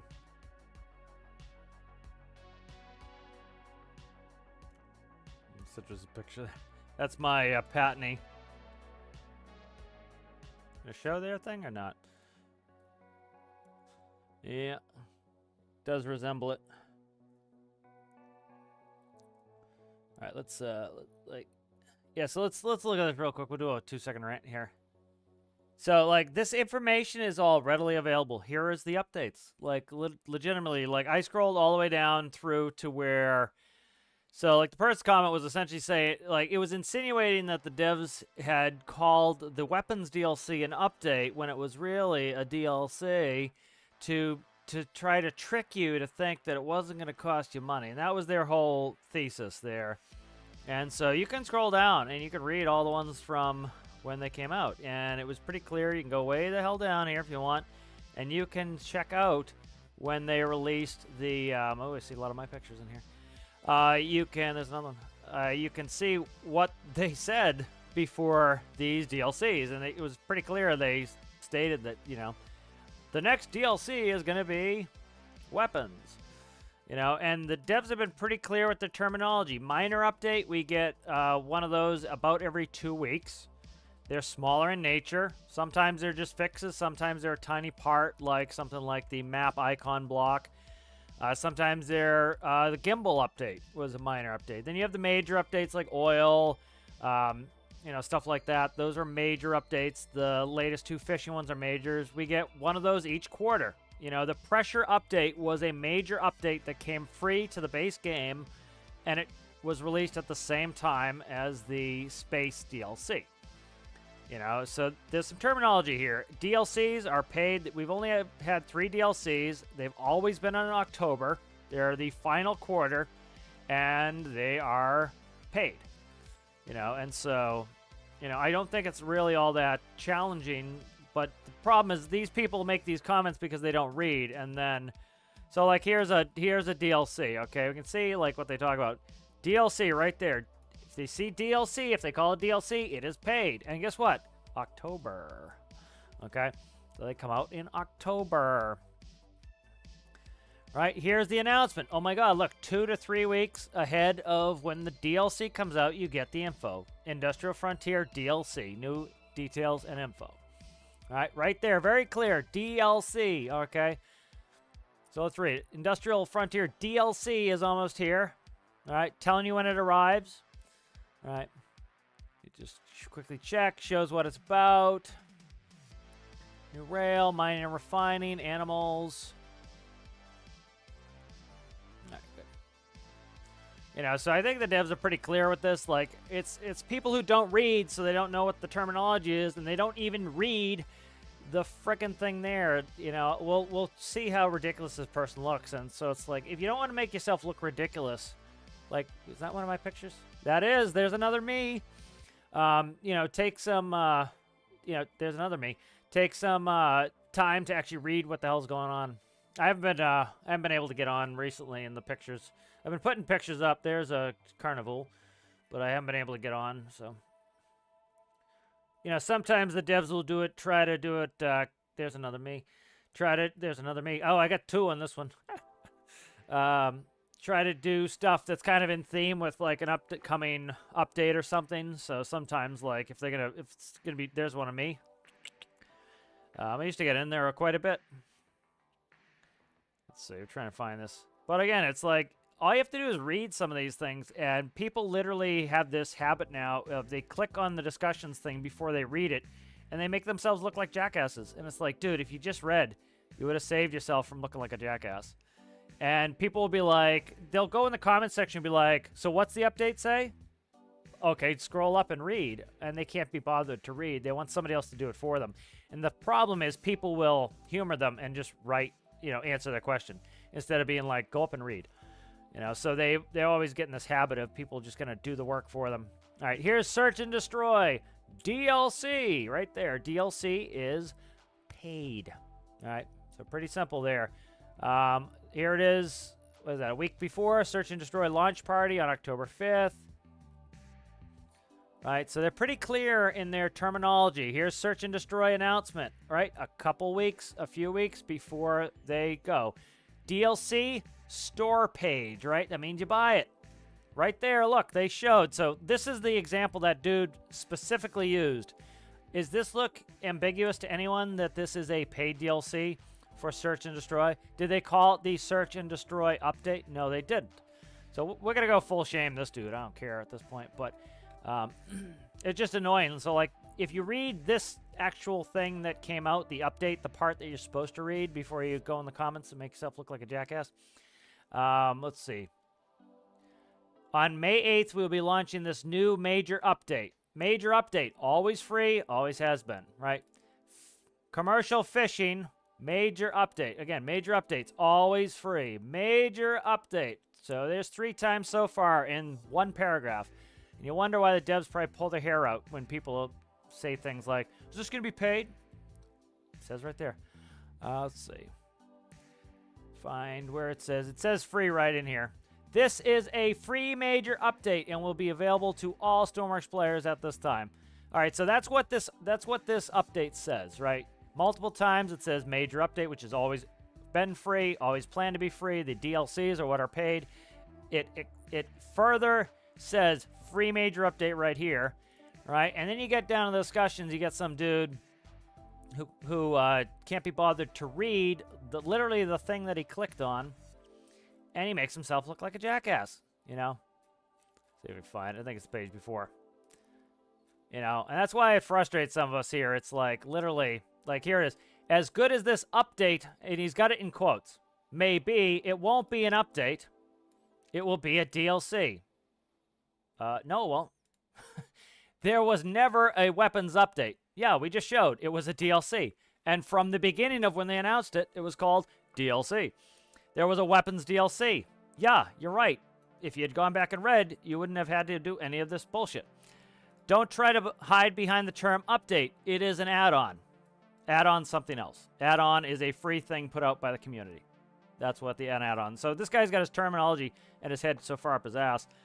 But again, so that's like, you make yourself look like a jackass by not reading the thing that you answer on. It's like you go and you click on a political article and you don't read the article. All your conclusions are going to be wrong. So it's just, I think it's just so silly, dude. It's pretty silly.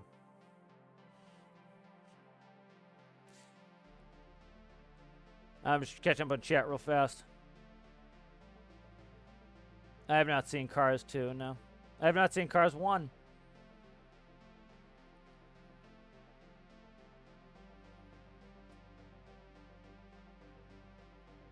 Yeah, exact. Oh, yeah, that was a good one, too. Like, you can see right in the picture that nets are going to go through, and frankly, they should. By adding a collision to the nets, it's going to be disastrous because the game and the engine are not designed to have these collisions go through. And if you get a net stuck in your boat, what's people going to complain about? That the net's colliding with my boat. And so you can see right here in the picture, the net goes through the boat. And frankly, I have no problem with that. Again, you have to have some gamified things. We already know ropes go through the boats. It would be a huge physics change to do it. People would then cry that, oh, my build that I built 4 years ago no longer works because now ropes go through the boats. Thanks, devs. So, it's not going to change. So it's like, Why are people getting, you know, all grouchy about that? But then you look at how many hours they have, and they have 15 hours, and they haven't played the game in 3 years, and it's like, oh, they're just here to be dickheads. So, all right, end of that discussion. But yeah, that's why I like to, you know, that's why it's frustrating. It's just like, imagine yourselves being the devs, and you clearly write in the words, this is a free major update. And then you got people saying, you know, telling other people it's going to be paid. It's like, frustrating as shit.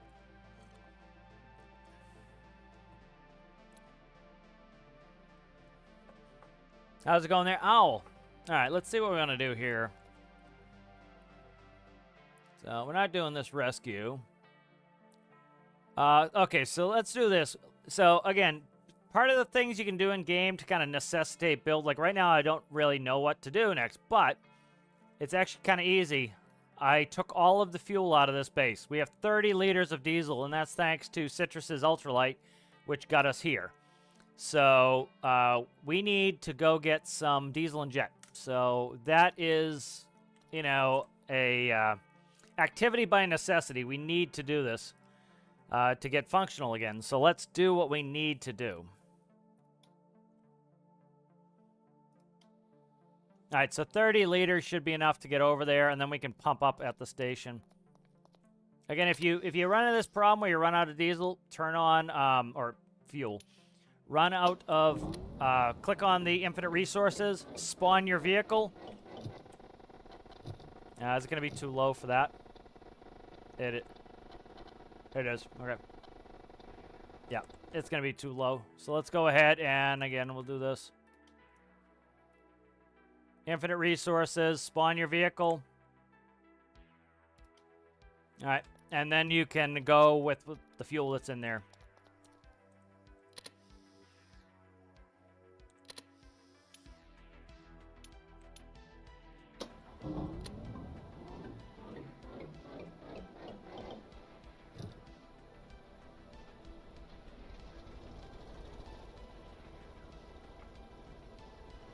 I said the worst vertigo. The mirror was giving me vertigo. Like, felt like I was going backwards.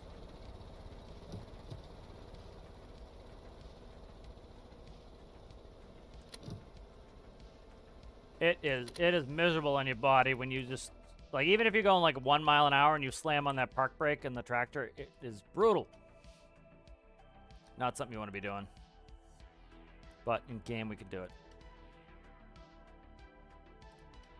All right, so the other thing I'm trying to do is I'm trying to get all the fuel out of that base because I want to upgrade that base. So I want to increase its capacity a little bit. I want to increase its pumping abilities. So we have some mirrors now. They're not tuned in, though. They're not angled yet. I got to angle those mirrors, but we do have mirrors on this now. Since this is an 18 speed, we have 4 speeds of reverse. So that's kind of convenient. Two low box and 1 high box. There we go. Let's go ahead and shut you down there.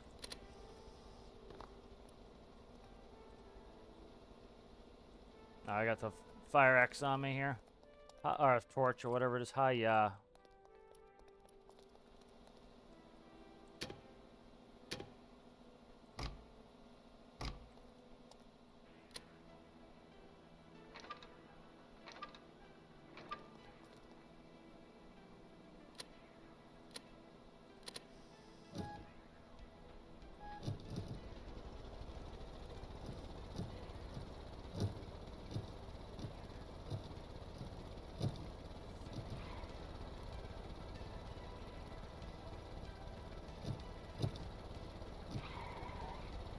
I'm fast shifting here. I'm shifting before I get up on revs. All right, so we're going to head out there. We'll pull back one of the fuels. Get this going at least.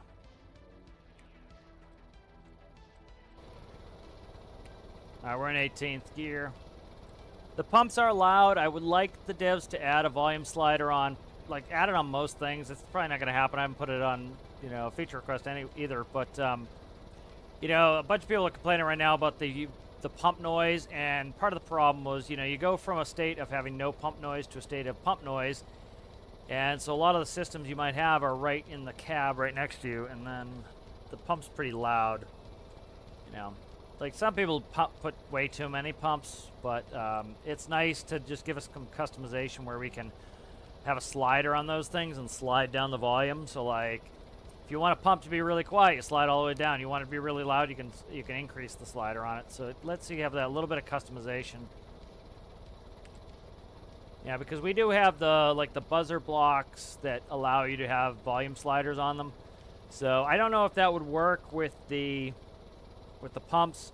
It frankly should, because think about like the way that, you know, they'd have to change probably the way the sound file interacts. That might be problematic because the sound file, I think, pretty much has the volume set in. I've actually tried to change some of the volumes, and it's kind of a pain in the ass. You have to re-record it at a lower volume and then post it in the folder, and every time the game updates, it's going to delete it, you know? So, you know, it might be a little bit more, you know, probably more in-depth than I'm thinking it is, but, you know, I think it's something doable that I think the community would appreciate is by putting in a volume slider on a lot of these things. You know, like I've talked before about how cool it would be for your engines if you could have, like, multiple different engine sounds, and you pick which sound you want, the pitch, the volume, kind of like we have already in some things, and that would be really cool to be able to say, hey, you know, I'm building a motorcycle, so I want my engine to sound like an inline 4. You know, I'm building a, let me see what we have up there. You know, I'm building a V8. I'm building a cross-plane, too, you know. Let's take the diesel. You know, so I think that would be kind of cool to do. So if you could do the volume, the pitch on there, you can really make things sound the way you want. And I think that's important to fun gameplay. So that's off, right? Okay, pump is off. Let's see what we have in the oil tank here. Why is there diesel and jet fuel in here? What? Why does this have diesel and jet fuel in it? That's interesting. Hey, what the friggin' hell is that in there for? Do I have back... Oh, you know what it is? This is backflowing. Shit. Okay, so that's good. I need to check this. These are supposed to be one direction, but apparently they can backflow, because what's happening is diesel and jet, when you get to a certain condition, it is looping this. And it's supposed to, this closes, but apparently it's still backflowing through, so that is funky. So I might need to put a one-way valve on this going that way, so keep that in mind when I work on this. We'll get away from that ticking noise. I would like to learn nuclear systems myself. I love nuclear stuff IRL, and it'd be kind of cool to build some nuclear stuff at some point.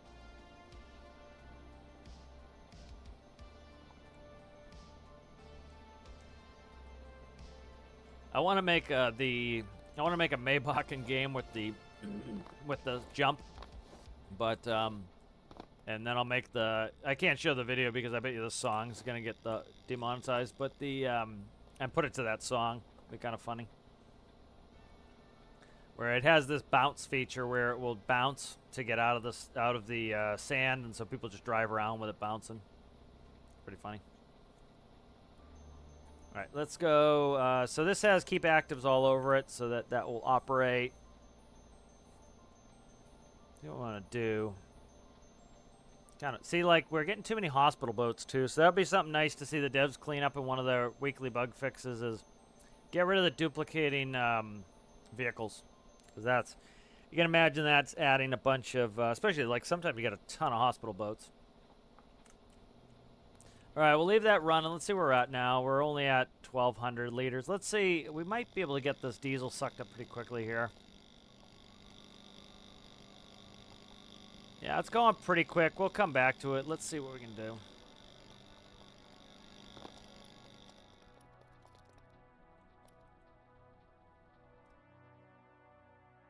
I'm in the add-on editor.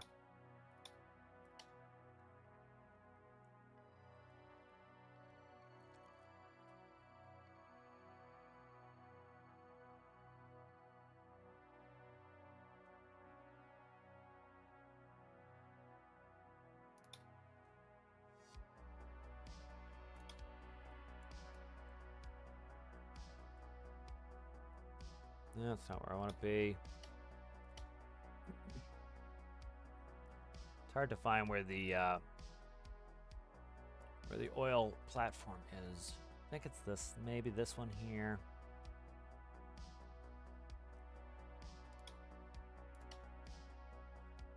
Okay, I know where that is at least, so I can get it close-ish.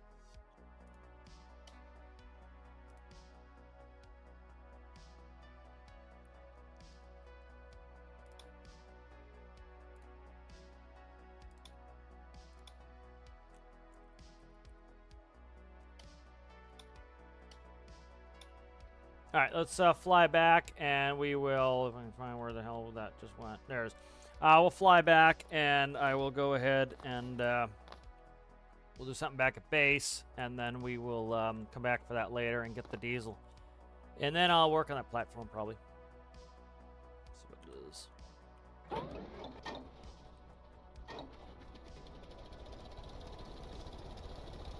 We'll try to get a successful landing in this, John.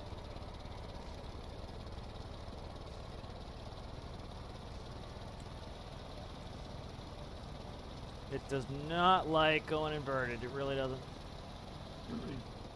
Which is understandable. Like, putting a parasail upside down IRL would be very bad. It's designed to trap the air in one direction. You start going the other way, it's probably going to be ugly. Probably do it, but it's going to...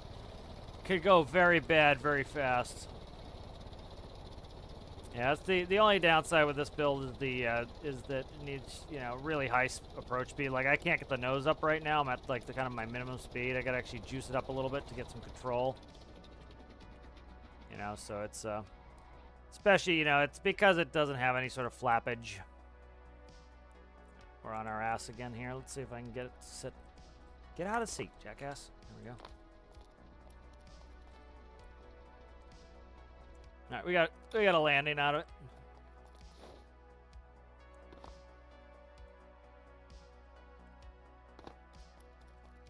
All right, let's see what we can do here. Theoretically, we could drive down there to finish these people off. Did I make an ambulance? I did. No, I did not make an ambulance, did I?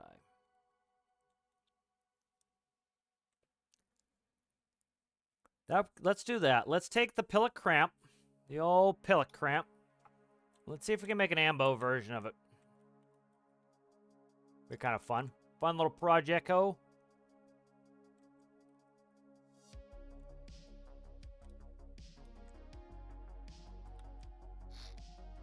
Symmetry, where art thou? We don't even really need to do that, do we? What's the width on this bad, John? Okay.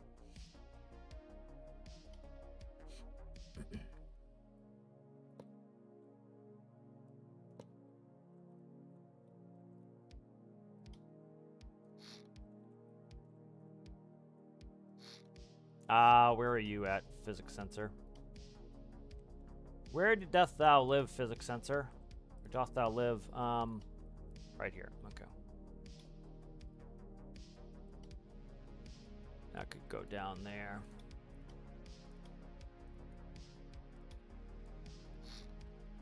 Okay.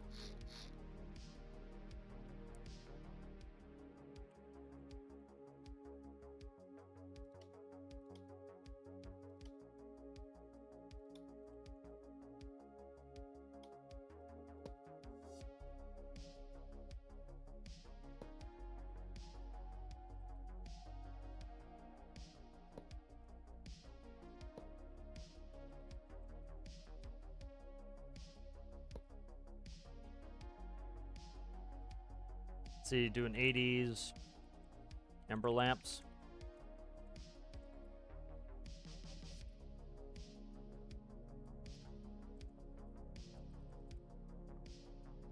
All right, here's some good pictures of 80s amber lamps to see how they connect up here. It's just a pickup chassis, so they hang over one, so I think we'll do that. Keep a flat roof. All right. Good. Good.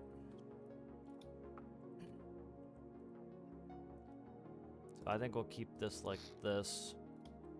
So they just put the chassis right on, so right on the pickup bed, so the pickup body, like that.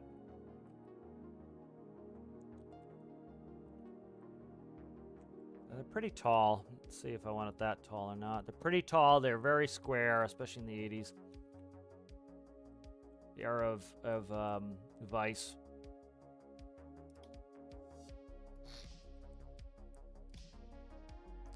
Want to just angle these just a hair. I think I do. Okay. Probably cut one section off the top here. Okay.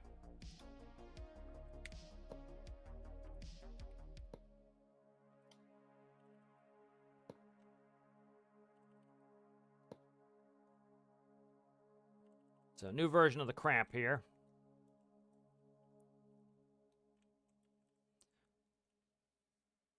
I think we will extend it out. So let's go ahead and can't get dualies in there. I'm gonna put a bed on this and see how it. I'm gonna put a roof on this rather. See how it operates.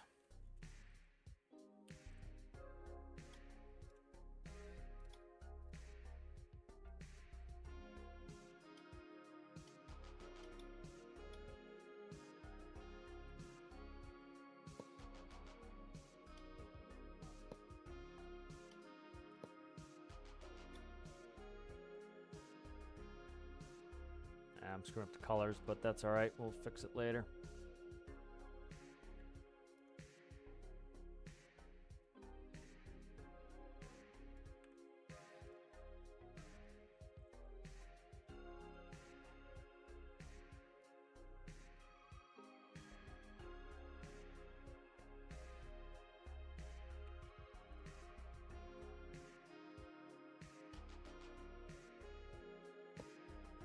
CG's going back and up.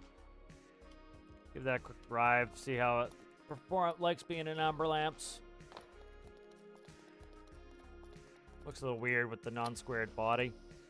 See if I can find a Japanese ambulance.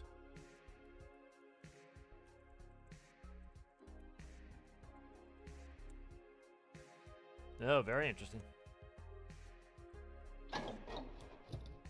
How's it going there, Mr. B Power? How's it going there, Rasmus? And I gotta get the Wii-oo.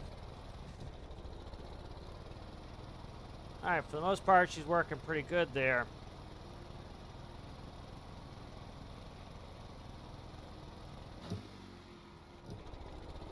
Did not like me going into neutral there and slowing her down. Got a little bit of the reason it's ass happy is remember we shifted the weight to the ass, so it's going to be slidey now on the ass. We should be able to do some spins because of the ass weight. So that's all ass weight right there, which just makes it fun. And that's why they do make some of those cars, you know, not balanced on purpose, is so that they're more fun. You know, dangerous as shit, but more fun. Okay, good. So that's pretty good. All right, let's see. Don't like the angle I put on that.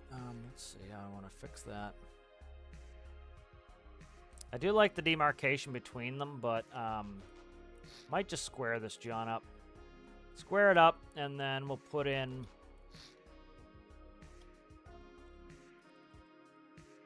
like that, I think. Yeah, that's better in the front there.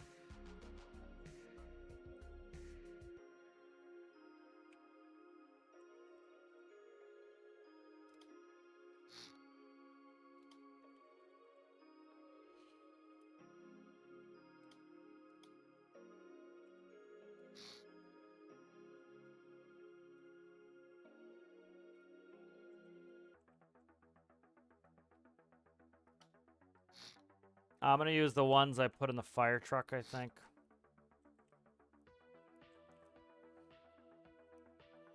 Let's see where we'd have to turn this.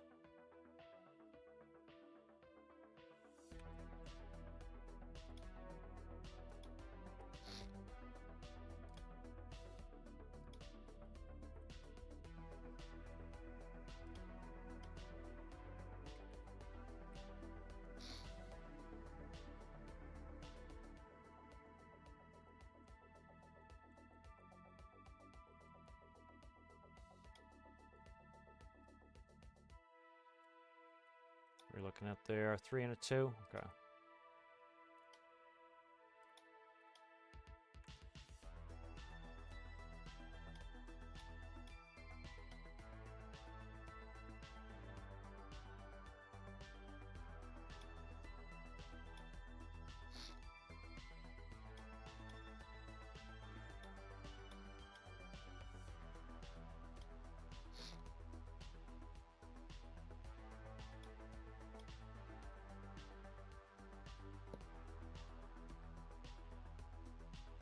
The doors.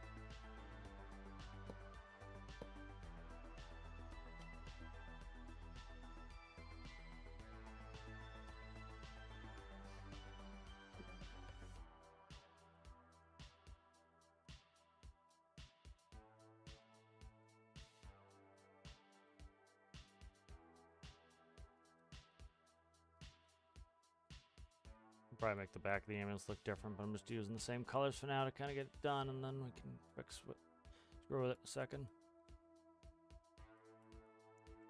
Maybe for floor, dark gray. Cab can be all this kind of grayed out colors, but the back here I want to be something different.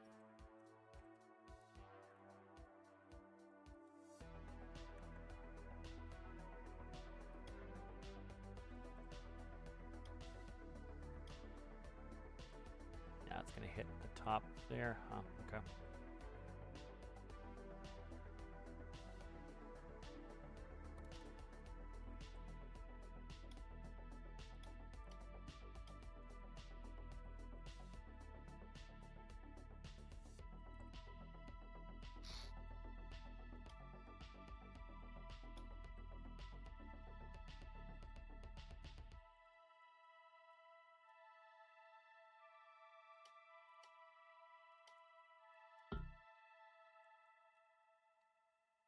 I think I have a hospital bed with cabinets already installed in it. Let's see, let's save that.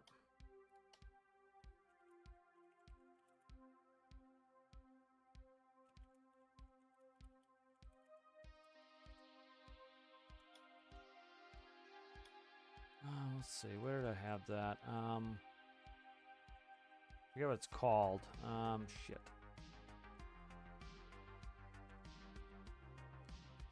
One of my amphibs, the amphib land chip. Okay. Yeah, this one's got what I want.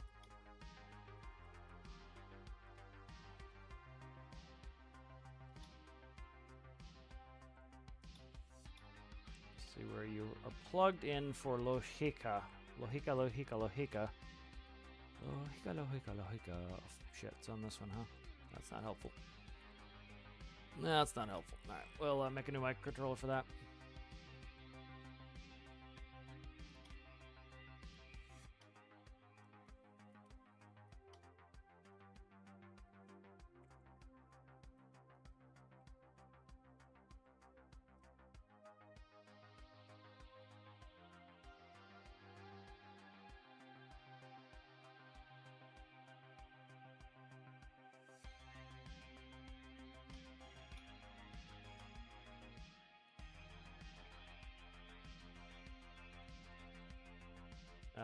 Let's see. Do it there's fine.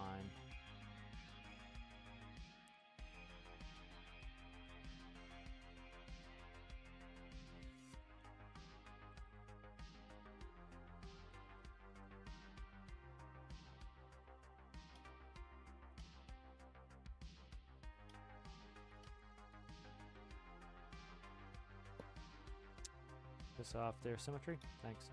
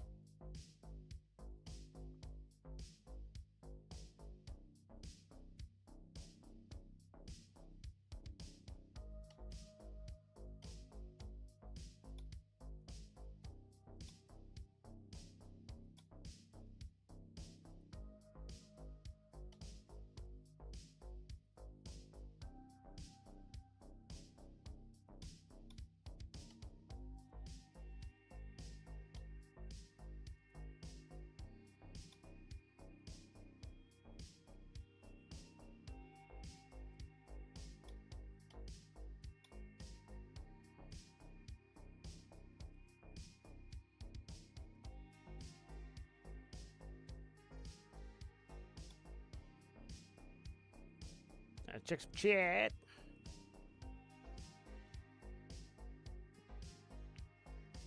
Never too late, Mr. Beep.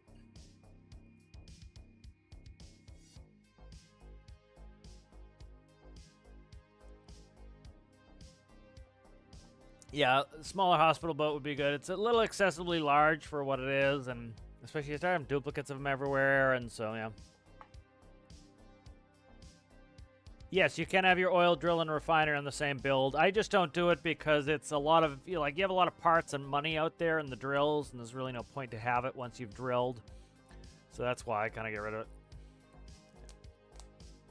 Oh, that's why I like to do them separately.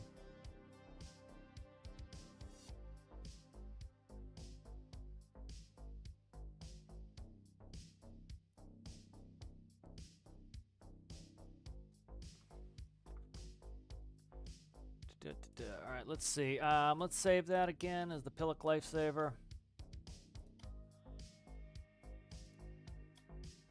Let's grab the fire truck again. I need the light controller is what I need. Where are you at there, light controller? Tiller cab control. Ugh, it's gonna be ugly, man. That's red. That's amber, and then where are the reds? Red's right there.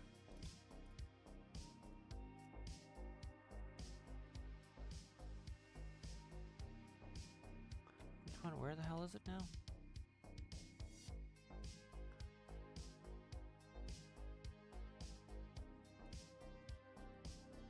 I see where this is going again. Right. Okay, down here.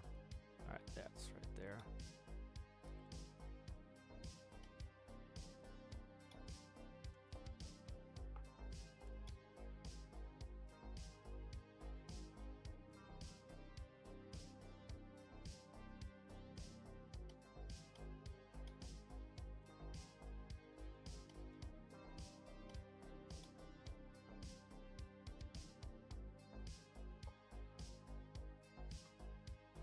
All right, that's the tiller steer. A lot of the stuff can come out, so let's see.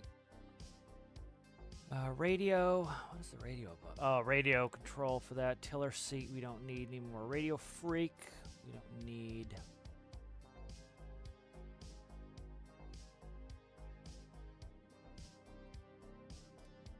Steer wheels we don't need. Okay, we just need ambers and red. And we need a trigger for it, which will be the hazards. And this is...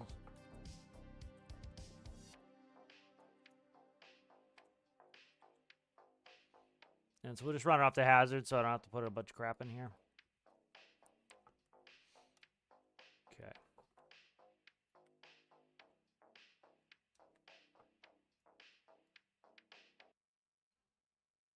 Why are they not alternating? That's the question.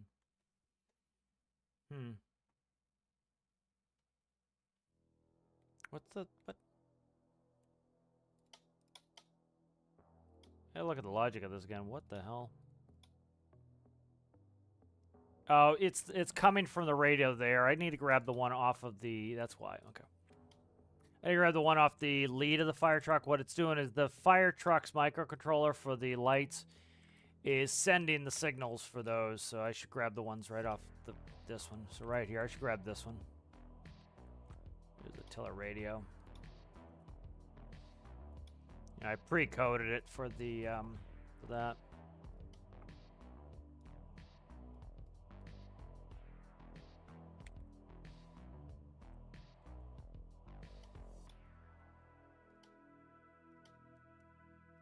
So it's in here. All right, let's see. So here's all this. This is the switcher for the ambers, for those to go. The whale is here. Shit. Save this again.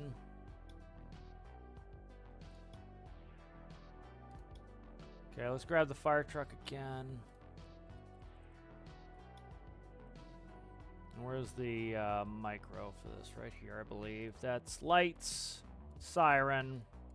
Yep, that's it right there.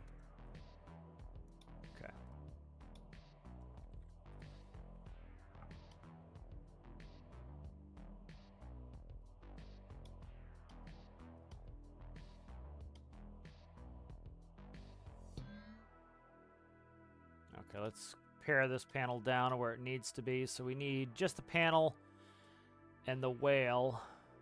Transmit can go, that can go, that can go. Okay. So panel can stay.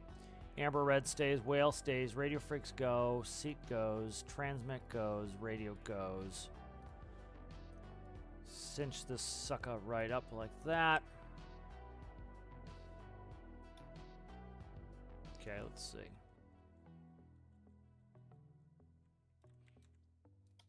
So panel is now connected.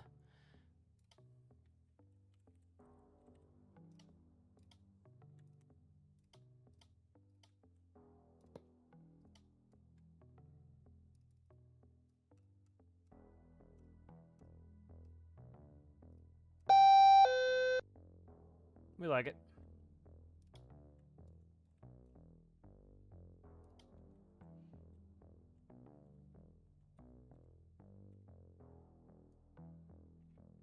I didn't put a horn in the cramp, so the cramp will get a good old horn at some point.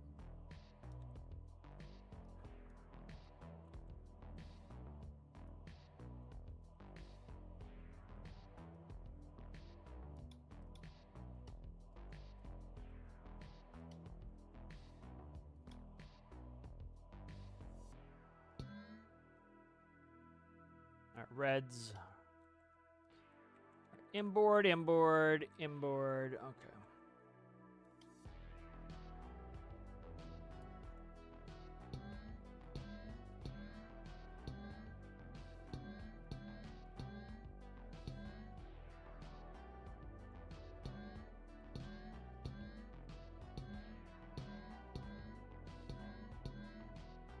Those are all done. Okay, good. That's good. All right, that's done. D for done on that, Johnny.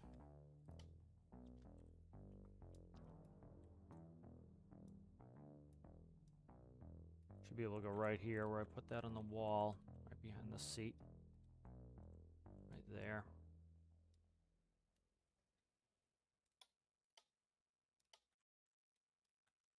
Now we got a place to put that. So where are you there? Where are you there? Physics sensor, right here.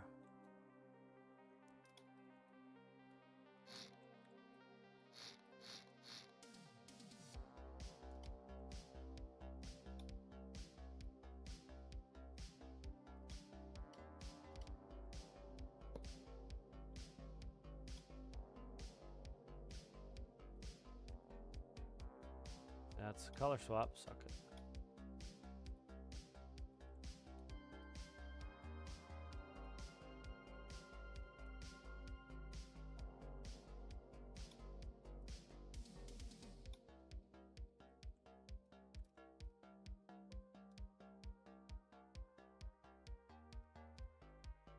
Okay.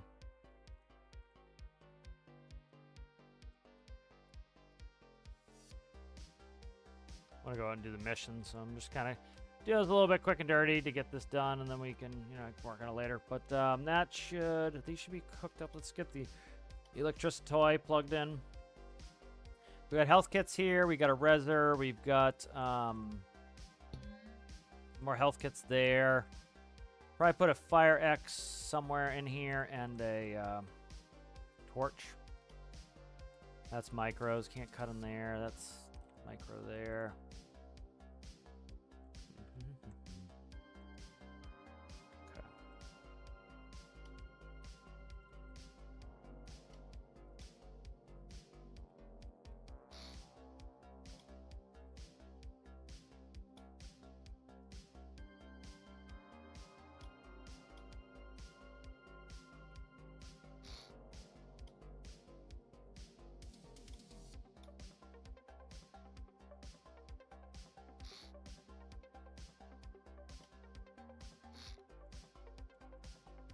That's lights. Can't fuck with that.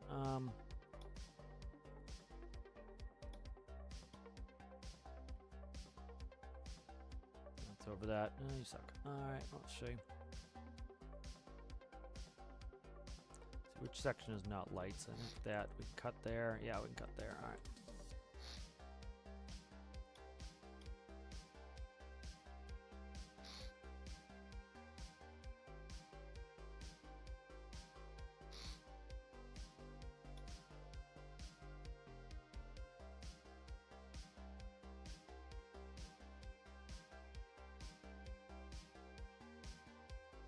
going to go inside right there, so let's color that. That should be gray, but whatever. Come on, symmetry, turn on. Don't do what I ask, do what I want.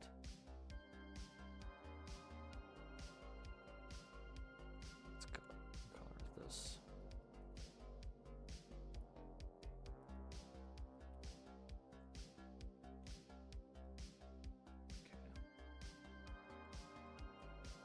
Okay. Go.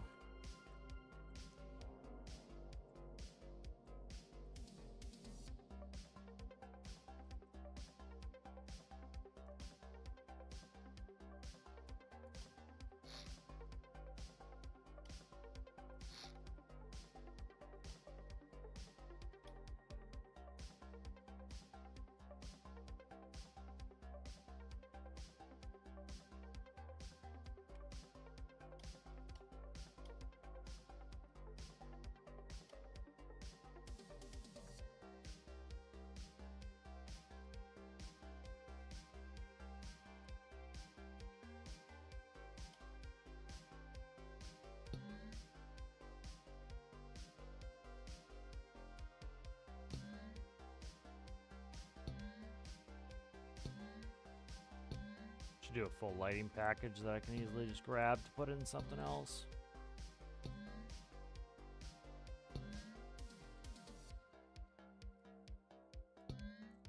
Alright, let's see. We'll have to play with center of balance for a quick sec, but I think we're pretty good there. Let's grab... did I delete the panels for that? I did. Okay.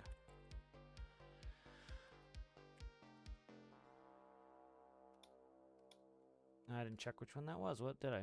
That's the right one. Just happened to be the right one. Okay.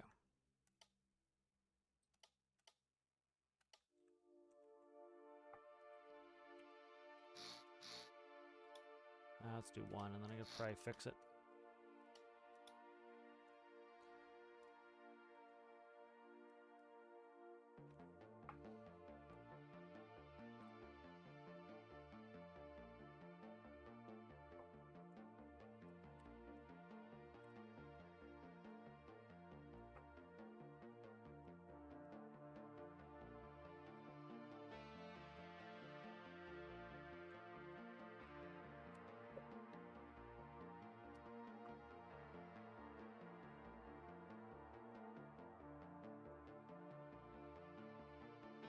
Let's not do that. Let's put it there.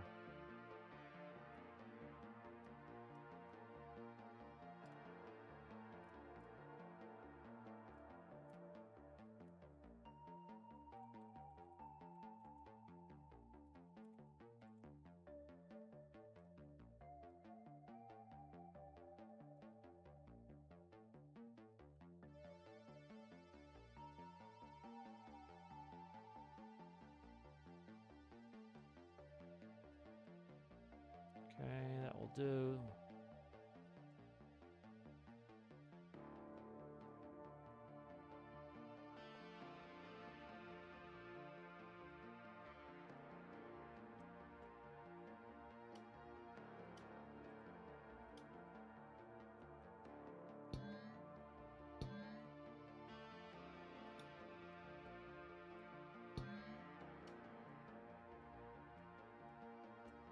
Okay, nice, nice. Alright, let's see where we can stow this sucker.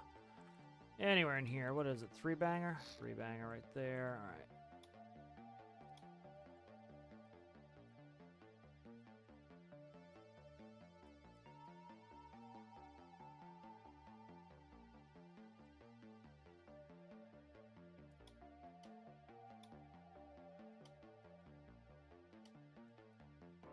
Okay, let's get these doors fixed. It's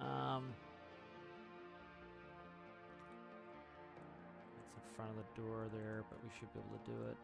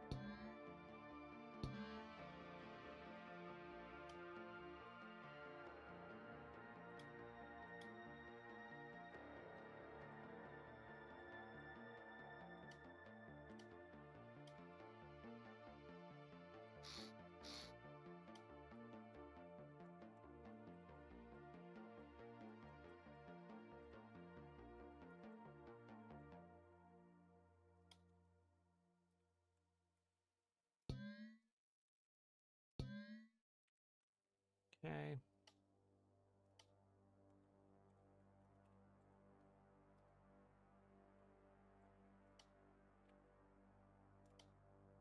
We need here four banger. It does not need that. I'll leave the seam in there. Screw it.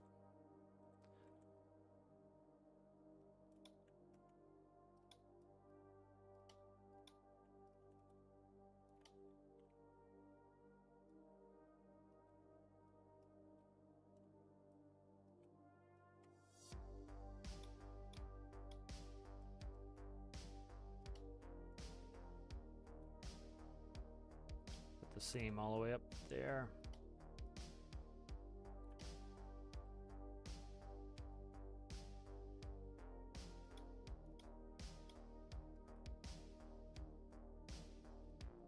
All right, I think that's pretty good. I'm not gonna worry about going too far. We'll do lights and stuff later for the interior, but for now it doesn't need too much. That's good. That will go to the hot bus. Where are you guys going? You on the hot bus? What are you on? What's that? All right, let's see where the hot bus is on this one. Where's the battery? Battery, there's hot bus right here. So this needs to be hot bus. We can plumb that in. And that will fix that. Lighting is on the hot bus there. I think, what are you, son? Buzzer. Buzzer needs to go into, we'll put it on the non-hot bus. I think we're good. Let's go ahead and save, and let's see if we can go do that rescue. Let's get your chat here. How's it going there? Tara, noon at 9. How are you? All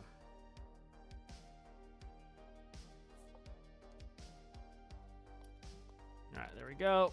Take the old Pillock lifesaver out. You see it's ass loaded on that. Forgot, Japanese.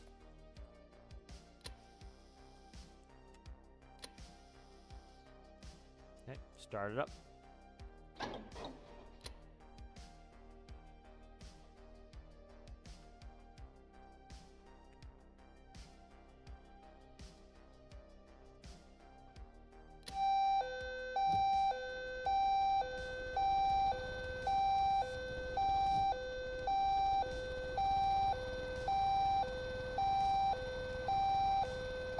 Drift machine, this.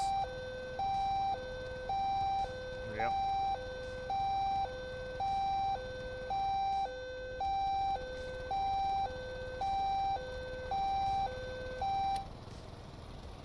Yeah, I'm gonna have to weight this a little bit. All right. That was a reasonable test to do to figure out if we're gonna weight this sucker. We are. All right, center of gravity's too far off. We gotta get that forward a little bit, or else we're gonna have massive issues. Stay there. I gotta get some mass up towards the front. I'm trying to decide how the hell to do it here. Don't have a ton of space here for that. Let's see. Want to get that CG low and forward, and we are tight on space here. Really super tight on space here. That's baseline there. That can't be there. Oof. It's gonna be tough. Get this in there. Be tough to wait. It really is. Just do not have a lot of space to move this. Like, again, if we could paint the diamond on the weight block, it'd be so easy to do this. But I can't really paint the diamond. I know I can't paint the diamond, but...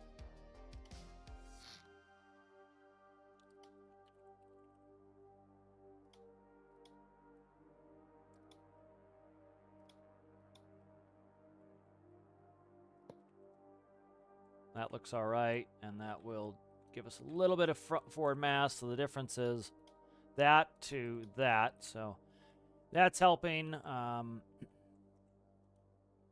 Shit, I really want to get this. Again, I just wish the devs would make it so we could paint that diamond. That would be fan-fucking-tastic, man. Let's see. We'll try to jam as much in. I don't want to get this off-centered either, so I got to be careful here to... not off-center us too badly.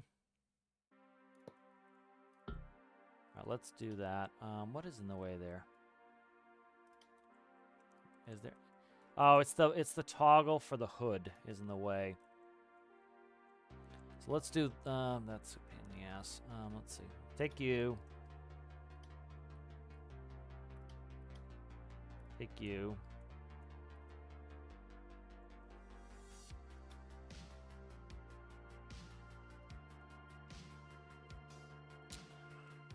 Ah, I missed the toggle button. I gotta put that in. All right.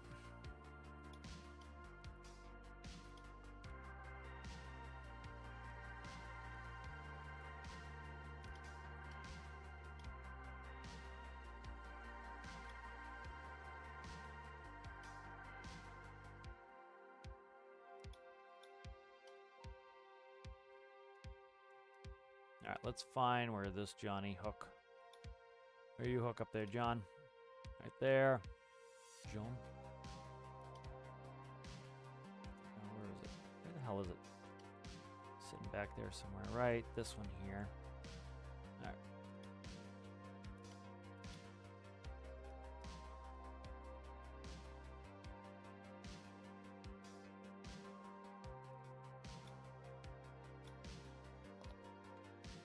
All right, hood drops. All right.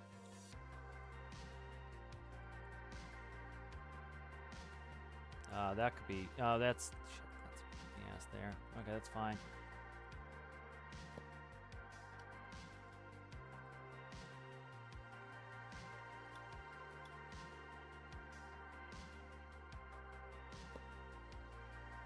All right, so let's see.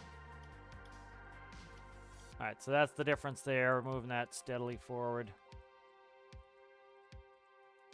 Do not see anywhere else we can really add that much mass in there.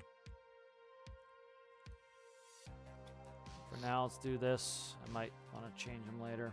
Again, I just wish they would let us use additive paint to get rid of the diamond. It would be beautiful. Symmetry wasn't on. Thanks for all the help there, Symmetry. Appreciate your lack of being on. Really helped me out there, guy. Alright. So that's, let's see the center of it. We're centered? We're pretty centered. Okay, so that should help us.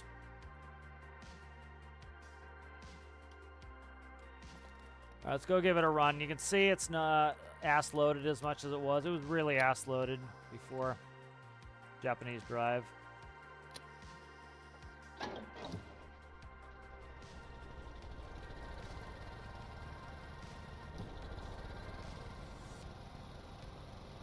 So there, it's much better now.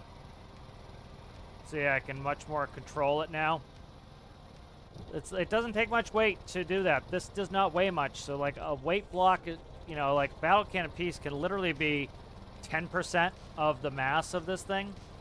So by moving it quite a bit, you can really change the dynamics. Like I want to decrease the steering sensitivity. Ooh, see, too, because I upset it too easily now, because it's the center of gravity's higher. So like see how it's got an upset center of gravity now because it's high.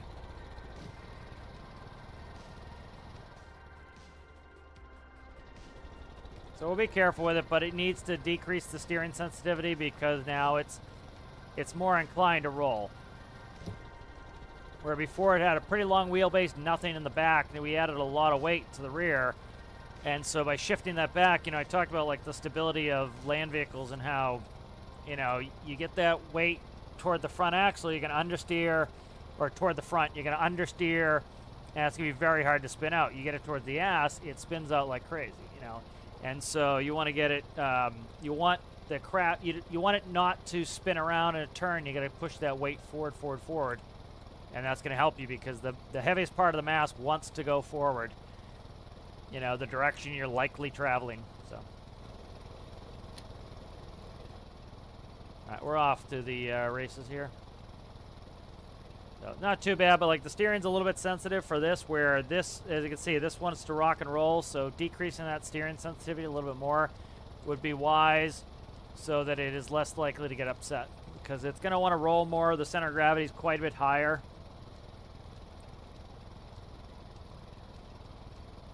Yeah, see, like right there, we upset it on that, so.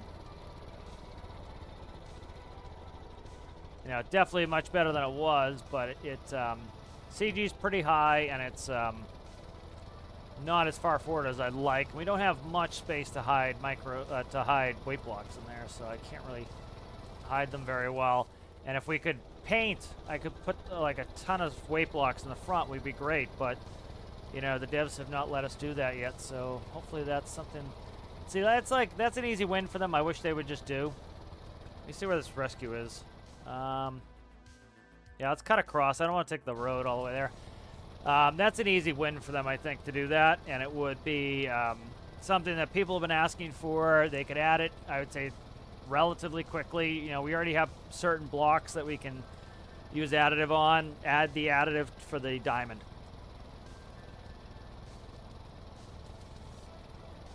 Or make the diamond just visible in the editor. You know, that's the other option. Just make the diamond visible in the editor, too, because I think some people use it for decoration, but you know, like you can always use a paintable indicator with and paint the diamond on there if you want, you know.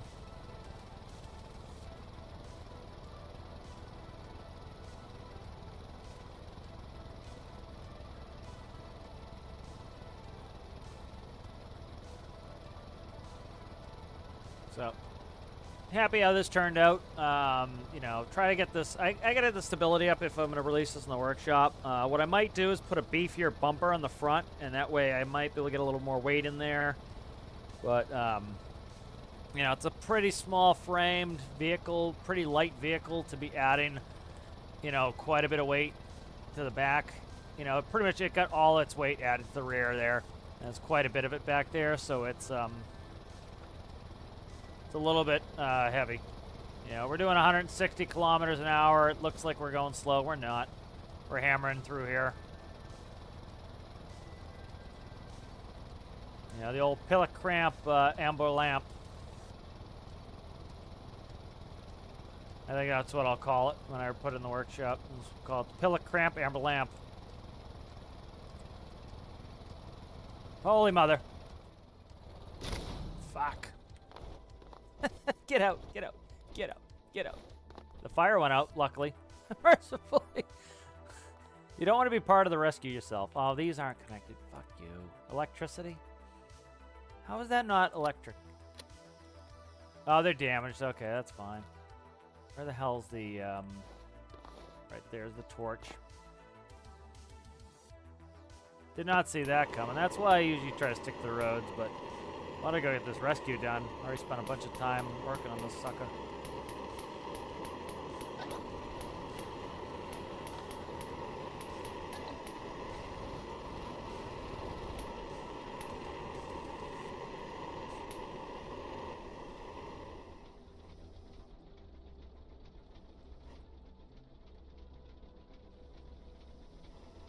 Make a commercial for this.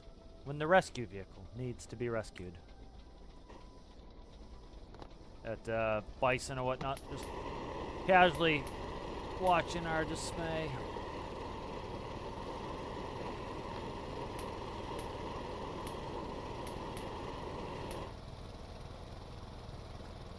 I put on cruise control here, so there's cruise control on it there. Why won't you? Oh, because I'm sticking through? Okay.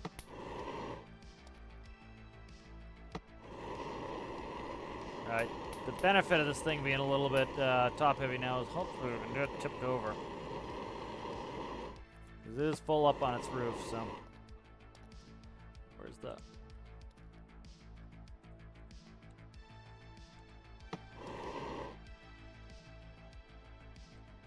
Alright, so that door doesn't want to open.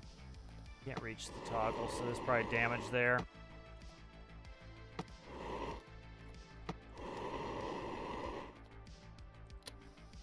Alright, that's fine. There's no damage. Alright, I think we're good on damage. I think we put that in there.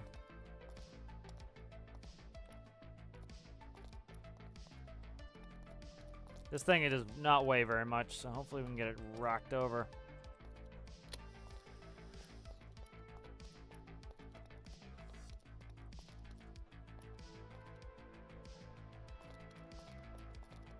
A little momentum there.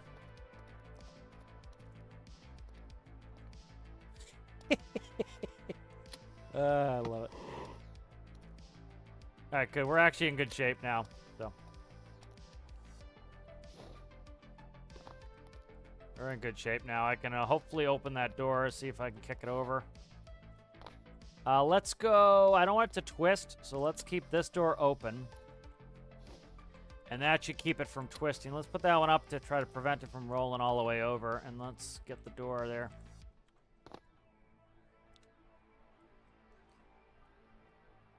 Where's the door handle? Come on, give me the fucking door handle.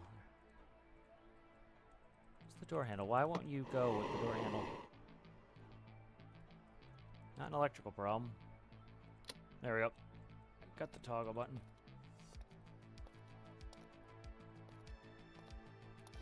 There we go. Bingo, baby! Alright, we're out of here. Outie, outie, outie, outie. So let's get out of here. The blowtorch was not for our own vehicle. It really was not.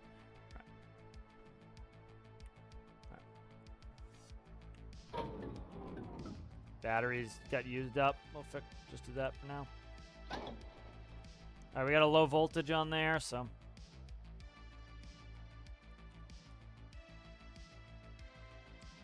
What's going on here?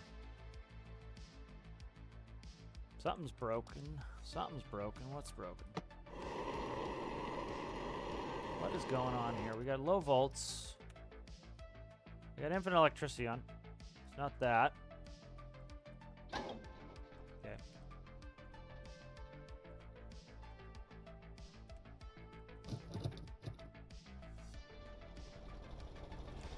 All right, see where we are. We are currently up here, jumping off that big bitch of a cliff. All right. No more cliffs.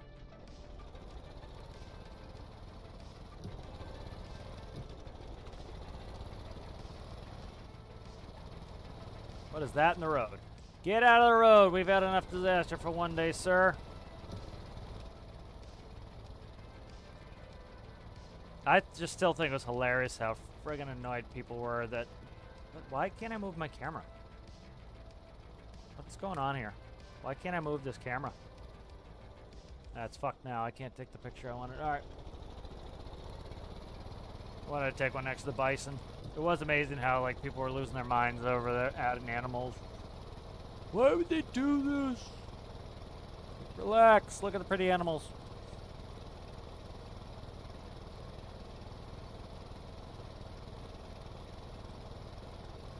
The starter stayed on for a while, so that killed... there we go. We're lost again. Alright, I gotta keep working on the stability of this, trying to get the weight out of the rear. So I'll cut weight where I can. I'll put in some, try to lighten it up in the rear, and I'll try to weight the front.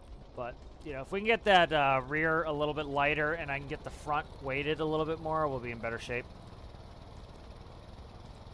Yeah, again, that's like when people are, especially new players, like, you know, you can't build good land vehicles. You can. It's just you need to understand the mechanics of it because you have to engineer your own vehicles. So you need to understand how important the weight and balance is. You know, it's like if you went to get a degree in you know, mechanical engineering to build cars, you know, it'd be something you probably go through in your coursework is the importance of, you know, where the center of gravity is of the car, the wheelbase length. You know, the longer the wheelbase, the less likely you're going to spin. You get a nice short wheelbase car with, you know, a little bit ass bias, and you can do donuts all day long. You know, you get a long car with with more of a front bias in the weight, you might never be able to do a donut in your life, you know, unless it's raining. You know, and so you got to keep that stuff in mind, as that's, you know, they're engineered in there. I think I'm going to XML grip the tires too. That will help too. I have yet to XML grip this. That will help. So let's not. There's where Mr. G's plane went down. So there I got to drop 2 gears because we got a tiny motor. We got to drop 2 gears. Let's make sure we don't go banging off of this sucker. It's hard to see if it's even a cliff. It is. The blowtorch out of my hand. We don't want to tempt the fates and make them make me use it. So I'll grip the tires up. The Pillock has no grip on its tires either. I might put a 2-banger on the grip on the Pillock tires as well. I think, you know, the Pillock works really well. The Pillock has really good, fun driving mechanics, but I think it probably, we'll see how it likes a 2. This definitely needs a little 2 grip on the tires here will really help. It will just You know, because I really can't shift too much mass. I've already had to do a couple things to try to shift some mass, and you know, I'm running out of options to do that without really doing a bunch of redesign stuff, which I don't want to. I want this to be a pillock, cramp, amber lamp. So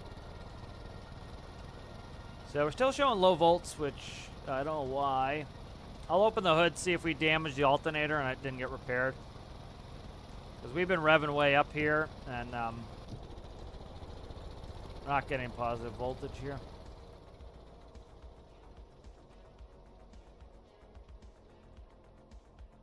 Alright. Move the camera now.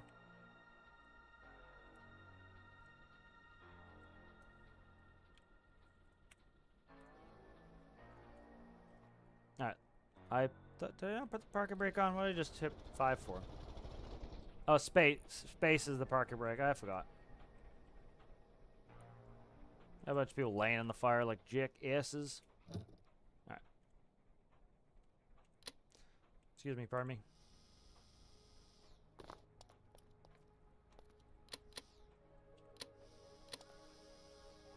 Alright, where are you at? Fire extinguisher right there.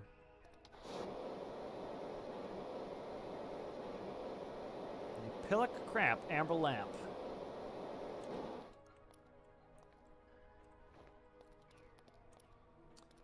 Let's just grab you there, Johnny. Hey, they are up and at 'em. What is going on with your neck?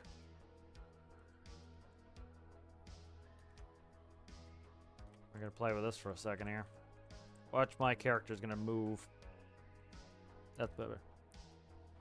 Do you know where they are? No. Do you like pudding? No. That's good. I'll record this for a second.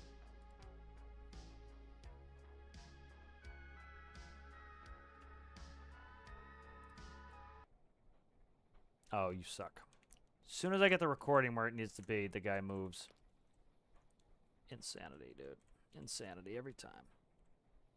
Get the cursor out of there. Oh, for fuck's sake. The other thing that's annoying is your character moves when you change the camera, which is a pain in the balls when you're trying to do stuff. Like Vice was an absolute disaster trying to get...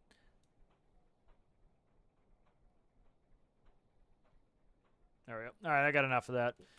The problem is the way the audio works is I split the channels, so if I just record, it will split the channels. So that actually was probably fine. But if I'm streaming, it doesn't split out the audio. So I can't, like when I was making the weekly update video, if you guys watched that, which I hope you did, for example, stand by, where are we at here? I couldn't get the music to shut off because I can't split the channels in a live stream, but I can split the channels if I record it. So if I have music on, I can make it so that it does not have music on anymore by muting it in the actual channels. So there we go.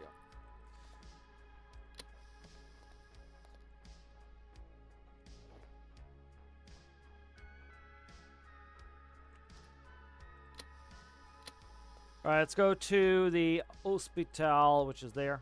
Okay.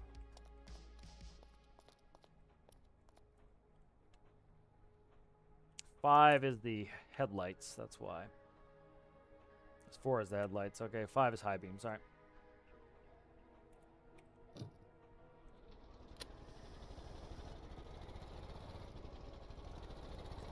So, Pillock Cramp Amber Lamp is pretty good. Just needs, I think, grip on the tires will help prevent that spin out. Again, you know, it's, you know, you also have the tires. If you have gripped up tires, it's not going to want to break traction as well anyway. So, I think that might dial us in well to get the weight balance is pretty good. And then we get that. If I, for example, if I drop the wheelbase back a little bit, it would also be less likely to rotate. You know, so the longer the wheelbase, the less likely you're going to spin about. So there are a bunch of things that you could do to make it, you know, fix those things. You just got to understand the basics and the fundamentals of why these things happen to your vehicles. And it's blaming the game is not the right answer. It's like It's the way you engineered it in most cases for that particular thing. You know, for a car that is not stable, it is generally one of the ways you engineered it. You know, you just randomly put a big engine in the front. You don't look at where your center of gravity is, which I bet a lot of people are doing. And they're like, oh, it's always spinning out. The game sucks. It's like, well, your center of gravity is way aft. And so, yeah, you're going to spin out. The back of the car wants to be in front. And as you can see, by putting this big amber lamps thing on there, the back of the car, when we slow down, the back says, hey, I'm the heaviest part. I want to go forward. And so the heaviest part's always going to try to get up front, you know, when it can. And so, you know, if you're just driving, yeah, it wants to stay in the back. But as soon as you start slowing down, it says, nope, I'm going in front again. You know, this happens with trailers in real life. That's why there's a trolley brake in the tractor trailer. You know, is so that you can try to just brake the trailer. So as the trailer tries to come around and go in front, you can force it to stay in the back. You know, these things are in there for a reason.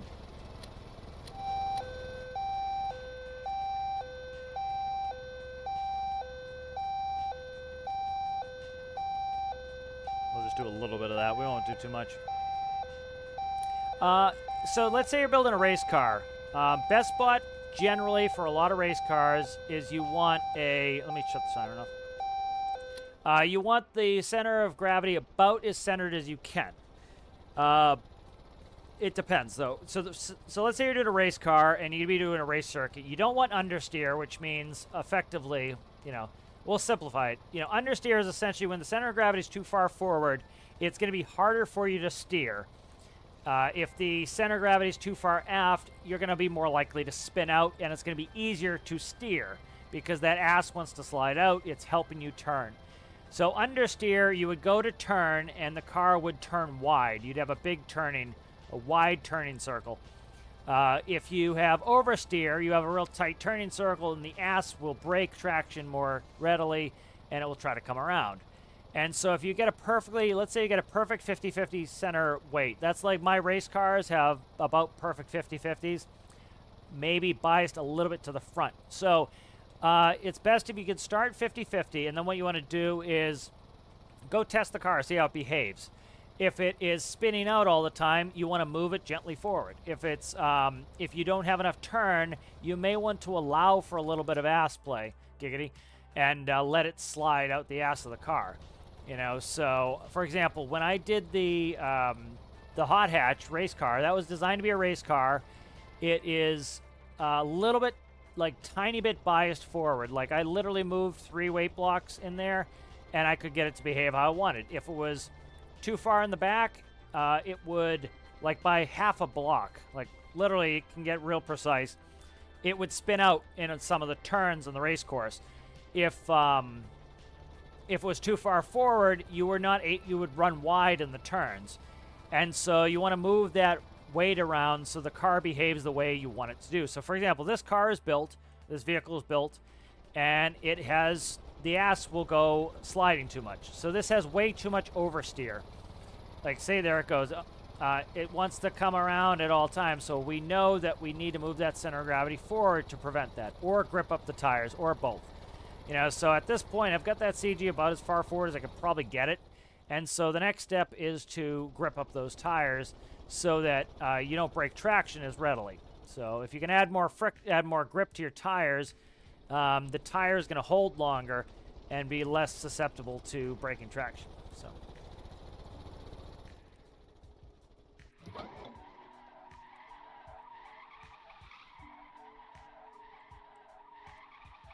Trying to get a pick here.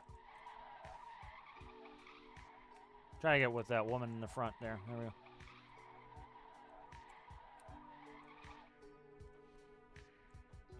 Come on there, child. All right, there we go. Get in there, son. So I'll pull that back, and we'll go ahead and we will stick it in.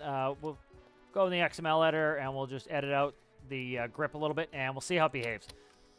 So that's pretty, you know, in a basic sense, yes, race cars. Like, I'll show you some of my race cars. We'll go into that. I'll go in the regular save here. All right, good. So we got that done. That was that mission from earlier. All right, let's bring this back.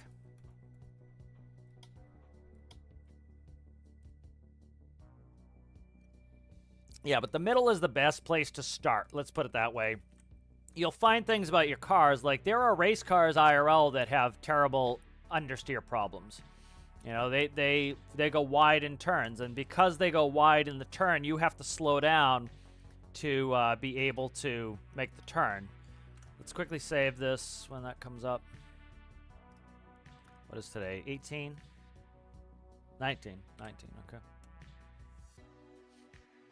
And we'll go ahead and we'll open up the regular save here, the custom save. Let's catch up with some chat. But yeah, so that's the kind of thing that I like with this game, is that, like, you know, a lot of these things people take for granted, that in a lot of games it cheats. The game always gives you 50-50 weight distribution, so you can build any car you want and it behaves the same. And they do it to make it easy. And the thing is, this is an engineering game. You're supposed to learn how to engineer. You're supposed to build your own builds. You're supposed to be able to get better over time. That's what gives this game a sense of satisfaction. Is my old craft were crap. My new craft are better. Imagine what it's going to be like in a year. And so if you kind of have that mindset that that's the point of the game, which a lot of people, they're just workshop users, and they don't understand this, is that's kind of the point of the game, is to do this. So let's do Pillock Light Saver. Let's save real quick. Let's do the auto save. Let's go ahead and save this. Pillock, Cramp, Amber, Lamp. Amber Lamps. Pillock, Cramp, Amber Lamps. All right. So let's go ahead and... So I have the other one saved. It's pretty much the same. So let's save that as the other one too, just to do Pillock Lifesaver. All right. And I'm going to go ahead and I'll open up that XML, and we can grip up the tires, and then we can put them side by side, and we can see how they behave. But, you know, that's the cool thing with this game, is you can use a bunch of real physics and real engineering to, you know, to fix these problems. You know, and with the tools we have, especially things like fins and all that, you can do a lot of those changes and make it pretty realistic. Why am I getting loud pings from Citrus? All right, who am I? What is this? What's the deal here there, Citrus? Let me look. I don't know who you're talking about here. What are you talking about there, Citrus? Is it in chat? I didn't. Let me catch up in chat. We have a problem here.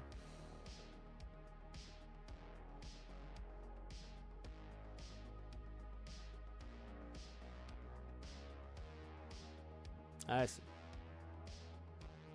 Okay, I got him.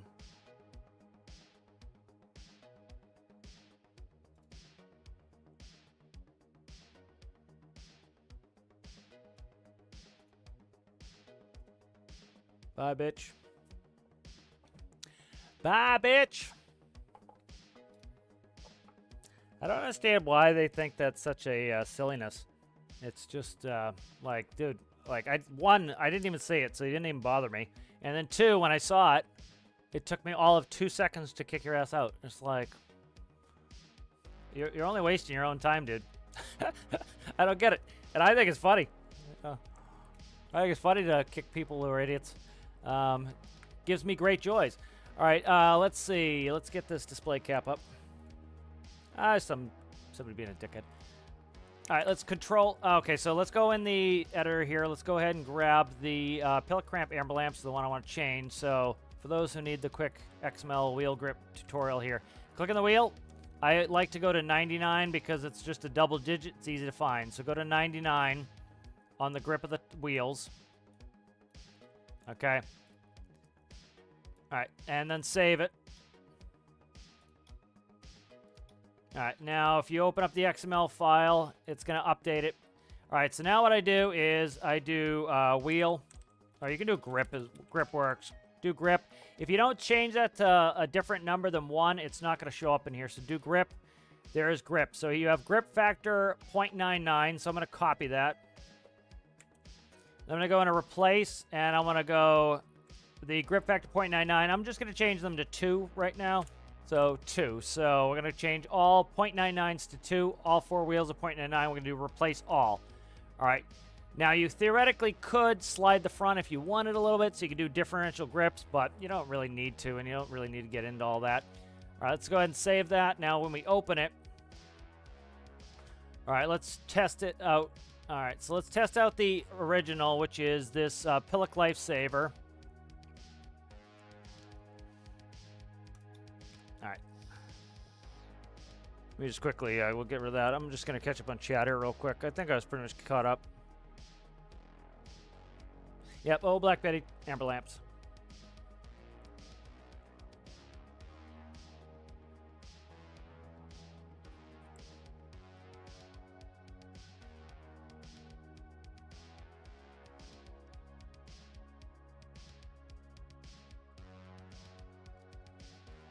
Yeah, it's pretty silly, like, when they do that shit. They just you usually get booted so fast, it's like, oh, I got him. It's like, you didn't get anybody, dude. You were here for all 5 seconds, and you got your ass booted. It's like, it's hilarious. All right, so this is the one that has the ungripped tires. So...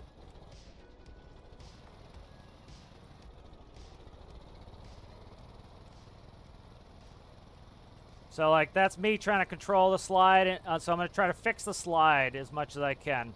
So you see, it goes wide. It's way wild. Like, see that? Went all the way around. Trying to get it. So I'm trying to save it each time. It's harder. It's hard to save. Right there's me trying to save it. Steering into the turn. Plus, it has the steering stability system, which helps. And you can see it's all over the place. So let's try the one with, see how it overcorrects? That happens in real life too, is because once you've broken traction, it likes to stay broken, and it's going to keep sliding, and the wheel's getting greasy. So like, see, that one's a pain in the ass. And so let's try it with grip, see how much that helped. So that's the version with no grip on it, and this is the version with the grip. So these have tires gripped up. You don't want to really click on the tires once it's been done. So try to stay off that. You could boot the settings you've already made. So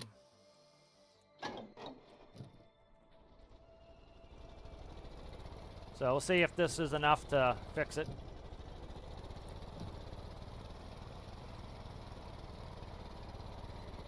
All right, so see, it doesn't go as much. It's still a little bit slippery, but it's much easier for me to fix now. Like, see, there's me steering into the turn, and it corrects. It's going to overcorrect. I should be able to get it in a couple swipes here. So slow down a little bit, too. Like, keep feeding it power isn't the right idea. You want to go limp on the throttle. So let's drive around a little bit, see how it behaves. Definitely behaving better. It's not perfect by any stretch of the imagination. It's still ass biased. Yeah, see?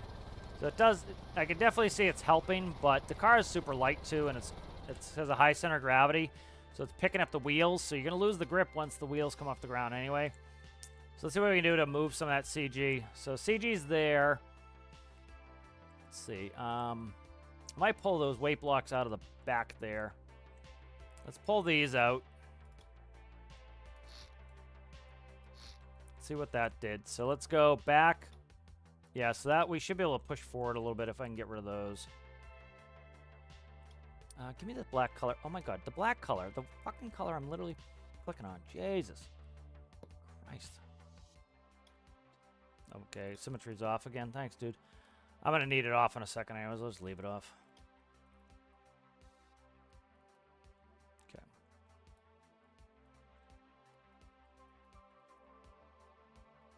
All right, let's see if we can find some more weight block spots here. That's in the cab. We don't want to do that.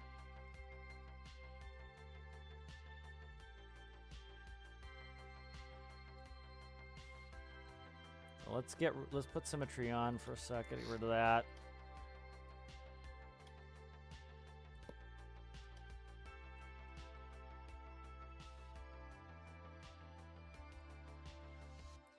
All right, that's blocked. I'm trying to see what I can do with the fins here. Let's get these fins here. These fins are part of the stability system here. Let's go ahead and grab you, cut you, move you here. Grab you, cut you, move you here. All right, then we need to grab everything in between the two of you guys. Cut that, move that over there.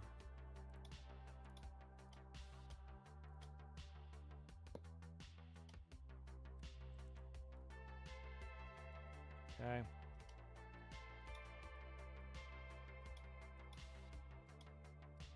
All right, and then let's put in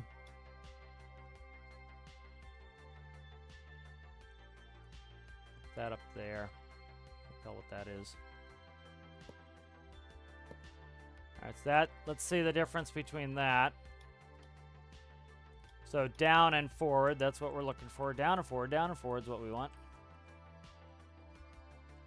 All right, so let's see.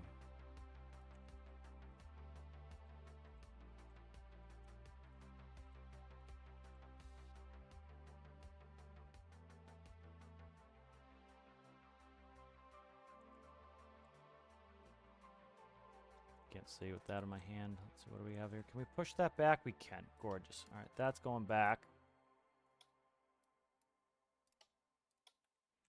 All right, the battery is going to go back.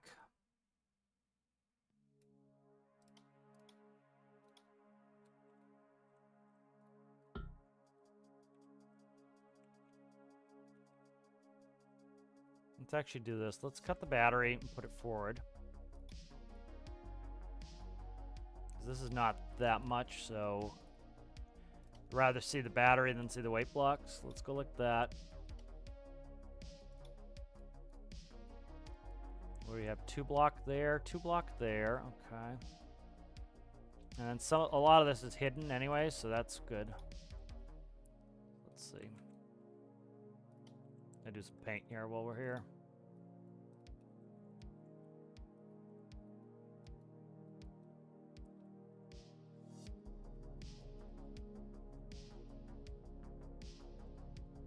And what was the rotation on this that was black? There it is right there. Okay. Alright, so let's get semiometry back on. Let's get the black color.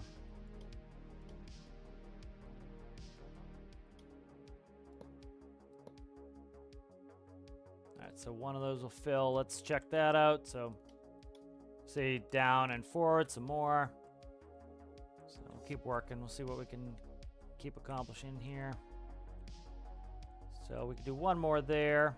That's kind of out of sight, so we'll see what that does. Moves it forward a little bit. Trying to keep an eye on off center too. We're not getting it off centered yet, so put one there. That's visible. I don't want to see it visible, so what is that is what I want to know. What is you right there? What is this? Is this just a block? I think that's just a block. That's floor piece. Okay, so I don't want that colored. Okay, maybe under the seat. Let's see that. Okay, that's under the seat is already occupied with that. What are you?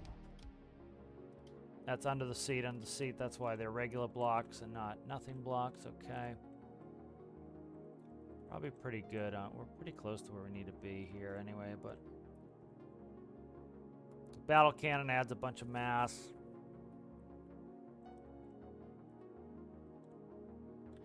If I can get that relay somewhere else. What's a relay weigh? Let's see what that weighs. Relay is 1, so relay can really go anywhere and not dick up the dynamics of this. So relay, theoretically, let's see. Siren can go here. Let's go siren right there. Relay will go here. So it was kind of a decorative item, but we'll put something else there that actually has some mass. I don't want to get that center gravity up. I want to keep that CG as low as I can, so. And then that can go there as well. All right, so that's in. Battery, I kind of want to keep where it's at. But we can move it too if need be. Let's see, let's move it. What's the battery weigh? 10. So that's a 2 wide for 10. So it's not huge weight, but it's not it's not nothing. So not nothing. It's not nothing, sir. Let's see, where can I push you, bat? I'm trying to get a 3 spot. Let's pull that battery for now. I want to get Trying to put in 2 battle cannon pieces up front here.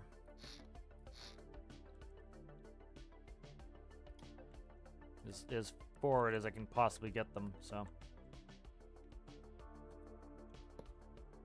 Alright, so that has a big shift on it. You can see how big that shift is. That's about a whole block there. We're way too biased to ask. We want to be, see this line right here? This line, oh no, it's not there. Where is it? Let's measure. Hub to hub is 12. So we want about 6.5. So yeah, this line here, right here. We want it ahead of this line. This is the center line right here. So before, you can see it was behind, biased aft. Now we're biasing it forward. So that's starting to help us out there. You know, CG-wise, I like to get it down as well because this likes to roll, and so it wants to pick these outside tires up, which makes it worse. So battery can go right there, I believe. You know, we're not going to see that battery anyway, so it doesn't matter at this point. What's that one, too? What is that yellow doing there? See some yellow. What is that yellow all about? Yuck. Why are you there, sir? I'm Adam. It's hidden by the tire anyway, but we'll get rid of it. Let's go. Battery's not going to actually be a visible... yeah, let's screw it. Do it there. Battery's not going to be all that visible anyway, so we might as well just make it... Put it there.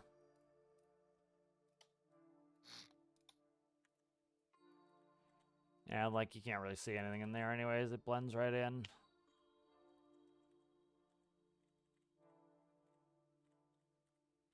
Okay, and then let's see.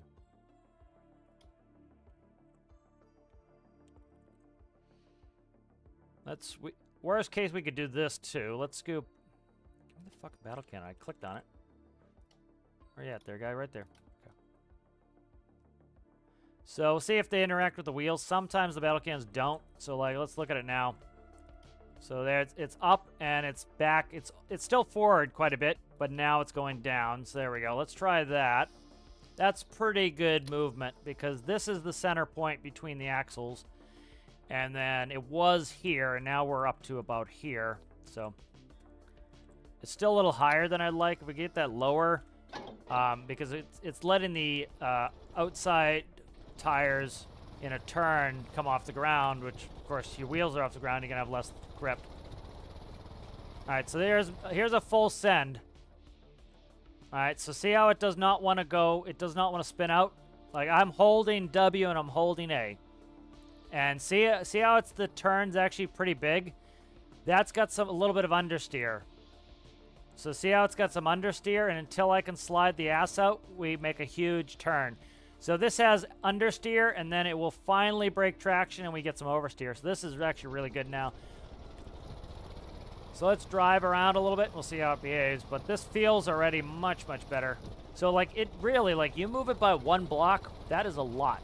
Because, again, the distance between the hubs is only 12. So you figure, you know, you're moving it, you know, 1/12 of the way by moving it 1 block there. So that's actually a considerable percentage of the trip. You know, it's what, 8%, so 8 something like that, 8 and change, off the top of my head. And I just hit something there. I don't know what I hit, but I hit a low part when I hit the front bumper. I went off-road there for a second, hit the front bumper, but for the most part, like, I'm trying to, like, give it a little bit of craziness here. Let's downshift. Let's drive like we would normally drive. I'm trying not to be crazy with it. So it's much better now. It actually has a little bit of understeer, which means it doesn't want to turn as well. Not turn as well. That's not really a way to explain understeer. When you have a car or truck that understeers, coming up to this turn here, I need to keep that in mind that I'm going to run wide. So you want to get slowed down for the turn. In a race car, of course, you want to take that turn as fast as possible. If you have a race car that understeers, you're going to you're going to go past the turn and you're going to run off into the grass, you know, past the turn. So you're going to overshoot your turns. So with a race car, you would have to slow down to make your turns. You have to go slower. So if there's another race car you were racing against that it goes, it's better balanced, they'd be able to take that turn faster than you because they wouldn't overshoot. Car that oversteers would potentially make the turn faster, but it could spin its ass out too. So I'm trying to drive in third person, which is never a good idea. So this is behaving a lot better. I'm going over the roughest fucking terrain trying to test this out here. Because it is a little bit still top heavy, so it will pick up a couple wheels off the ground as we go over some rough terrain. So we do have to still be careful. I am going to change the seat sensitivity. Seat's a little bit too sensitive because I can actually cause it to overshoot like that. So let's bring it back, play with it a little bit more.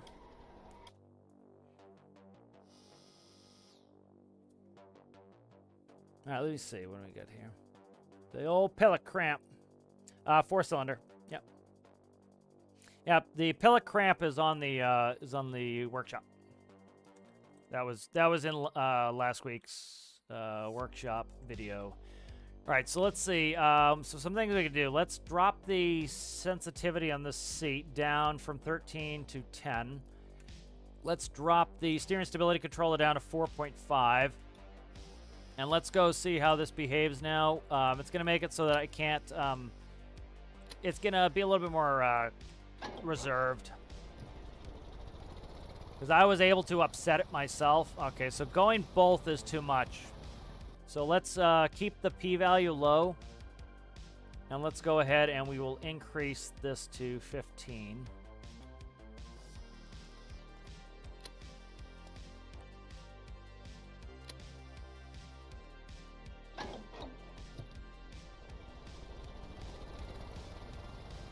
So this should feel heavier than the pellet cramp too, because it is heavier. So by redoing the steering here so that it's a little bit more sluggish is going to make it feel like a heavier vehicle, you know. So there's me trying to get it to upset. Holding it in there, I can eventually get it to do it. Let's turn the other way, see if I can get it to roll more. All right, so fixing the steering a little bit helped. It makes it so that it doesn't respond as quickly to me. So like there's, I can steer fit quickly if I want, but it's not crazy, and so it's less likely I'm gonna kick it into a turn.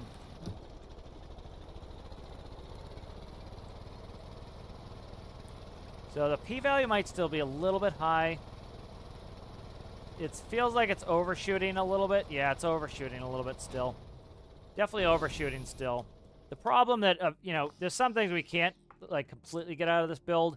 For example, the total weight of this is 991. That's it. So it is not super duper heavy. Let's go to 3.5 on this.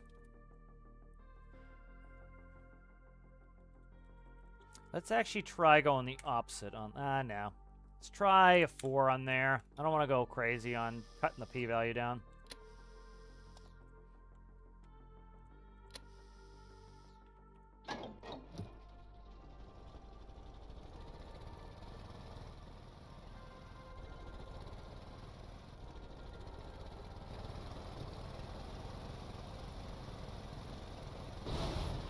Fucking bumper, man. What did I hit? See, I can't see the terrain over here. This terrain is so friggin' hilly, but I can't see any of it. Because it's friggin' flat as shit. There's no shadow on it. So it's like, I think I'm going a straight path on it. Boom, I hit the bumper. Alright, let's stick to the road. Let's stop going off-roading in an ambulance.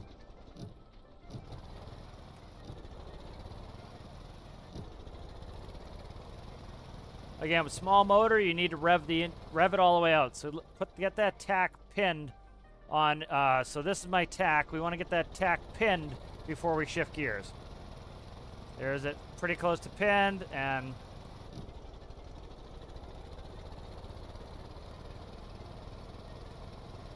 yeah. So the steering's a little bit still too sensitive. Maybe drop a couple notches.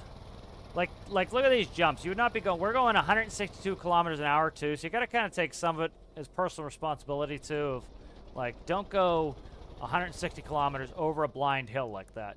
You know, slow down a little bit. We're still not going slow. We're going 80, 90 kilometers over that hill, but, like, a little bit, you got to lift. You know, that's the other thing. People will, like, refuse to lift, and they want to go 200 miles an hour everywhere. It's like, you got to kind of also drive like a normal person, too. So, like, we're still going really fast now. Like, we're 160 kilometers going up to this bridge here. You know, there's 90 that we slowed down to. There's the bumper. You know, the bumper is a little bit lower now because of the weight is now distributed in the front more. So, I used to have wedges in there to cut down on the explosions, but let's see.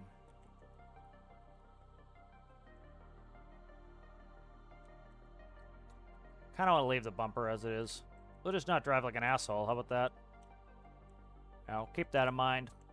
I'm going to play with this some more before I release it, but we'll save it. I'm happy with it how it is now. It's not, like...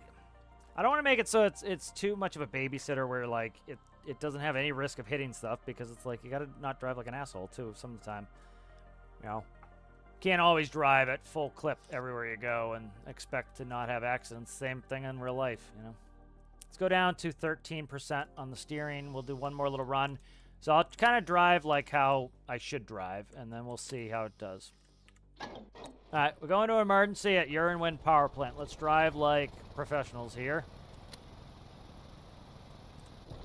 All right, get that tack revved all the way out. You know, if you have a big motor with lots of torque, you don't need to rev your gears out. You can go ahead and shift early because you have the excess torque. When you have a little motor, you need all the torque. You need to rev out to get the torque. That's how you're making power in a small motor, is revving it out. All right, much better. I'm not getting as flicky-flacky steering, so change it from 15 to 13 was a big difference. All right, we have a huge hill coming up. We're going 160 kilometers an hour. Let's just slow down to 90 kilometers an hour. All right, here we go. We have a big blind hill. Let's go down to 90 kilometers an hour as we crest it. All right, here's another hill. Let's go slow down to 90. There we go. We're not like, again, that's 90 right there is the centerpiece. We're not going super slow. We're just slowing down to 90 kilometers an hour. We know there's a big lip here on the bridge. So we'll slow it down a little bit on that. But again, still 90 is not, you know, it's not a walking pace. It might look like it, but it's not that slow. All right, that is unacceptable. We do have to do something about that. I'll pick the bumper on this model. And then because it's a small motor, you have to downshift to get going again. So that's unreasonable with the bumper like that for this particular spot. You know.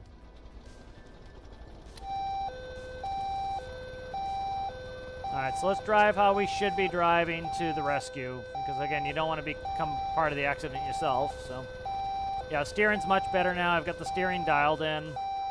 That bumper is going to go on this probably. It's still like, you would be driving like that IRL, but it works.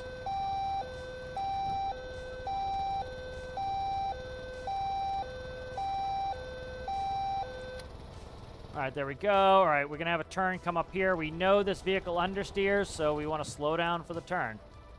And then take the turn. So understeer is you overrun your turn. So that's what you got to plan for that. All right, good. So let's work on this bumper, and then I think we're pretty good. Yeah, bumper's causing me issues right now, so. Because the weight's been pushed forward, it is going to have issues with that bumper. So let's go ahead and we shall cut you. Cut that. Let's go ahead. What's all this in here? Okay, cut you. Put that up 1. Okay.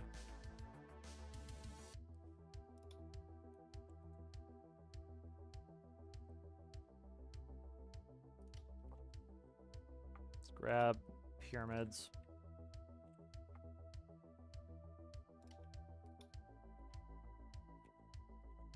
See how this does with some wedges on there.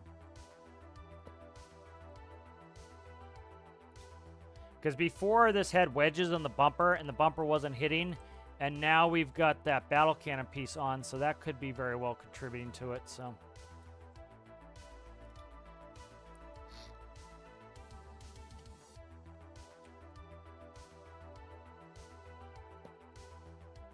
Go right to go. Oh shit!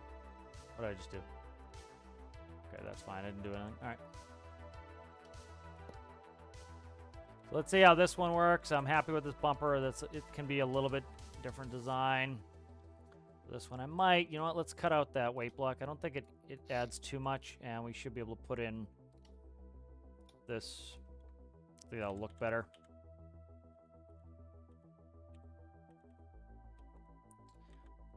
Oh my god, just flip the right direction, please. Nope, play 400 questions in this. There we go. All right, so a little bit different bumper design on this one. Let's go take that out, see how it handles the bumps.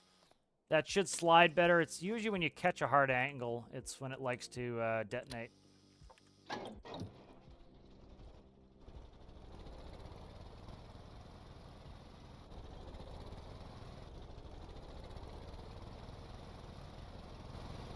Yeah, and they have to do this in real life when they go out there and they build a you know, something that they change the weight drastically. You know, you need to put in different weight and balance. For example, I watched this little short video this morning on the C-130, and they had a bunch of different C-130 variants.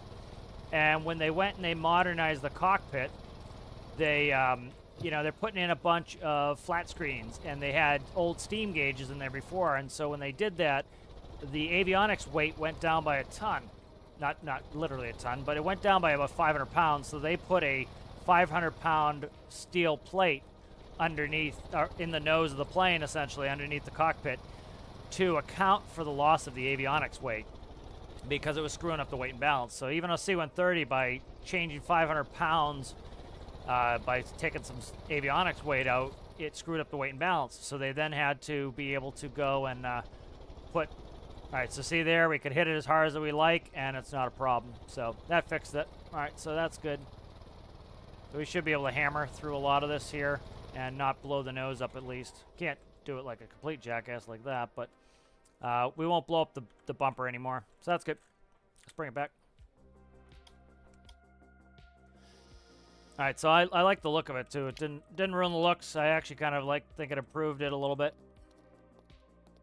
You know, for this build. You know, it's chunky in the rear. Now we have a little bit of chunkiness in the front. All right, good. Let's grab that. I shall save it.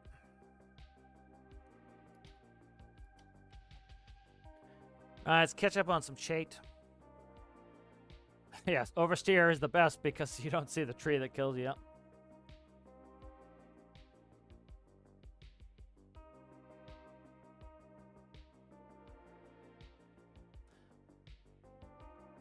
Yep, exactly. Skill issue. Yeah, exactly. You know, those old Baja ambulances. Yep. Exactly. Oh, C-130Js. Yeah, I think the C-130J was the one I was at when I was younger. I was thinking of joining the Rhode Island Air National Guard, and they were flying, I think, the C-130Js.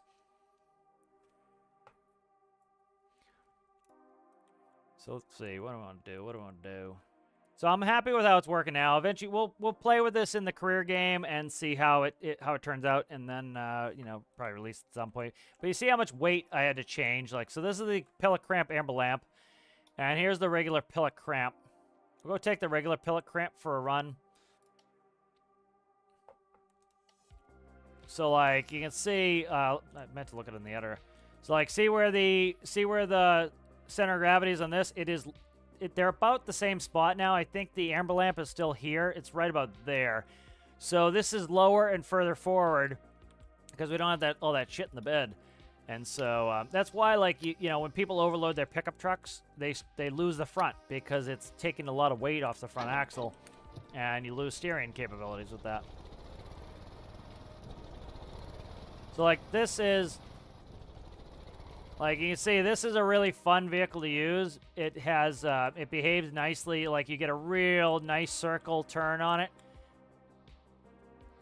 You know, you can drift it nicely. It's really docile, and you can have fun with it. And like you can slam this sucker. It's got that low bumper, but because the weight is not super focused on the front, you don't hit it as much. Where the other one, like that front, wants to drop down because the weight is pushing down on it, and so it wants to hit something when it comes up to it. But you see, like this is, you can really hammer the cramp. Oh, Jesus, turtles. You know, for the most part, it lands pretty flat. Like even taking it off of that sideways jump there, it was sideways for a second, but it landed pretty flat, so. All right, we'll take this kind of crazy. You can see the difference by just putting that big, heavy bed on the back, and then it's a little bit off-center too, right? There's cabinetry all on the left side, and the right side it doesn't have any cabinetry, so it's not really centered either. Let's take this, see if we can take this at full speed.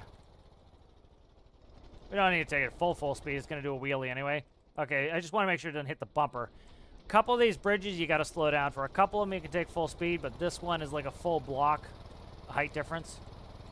So like this is what the regular pillock cramp looks like. You know, like you can really, this is a fun car to ride. It really handles well, and it's, you know, this one has a little bit more playful steering. Like I can kind of whip the nose around a little bit more. The steering stability controller, again, I can't really let the front go loose too much, because what you're doing is you're telling it I want a certain amount of angular momentum, and so when you're going fast, it slows down the steering. When you're going slow, it speeds up the steering. So like at high speed, it's going to automatically limit your steering.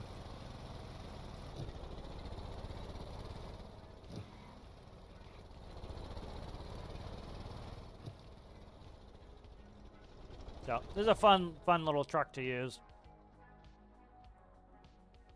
And I can only use it here, seeing that the real version is not coming out to the US, unfortunately, because we never get anything fun. We always get the crap, big, stupid stuff. All right, let's read some chat.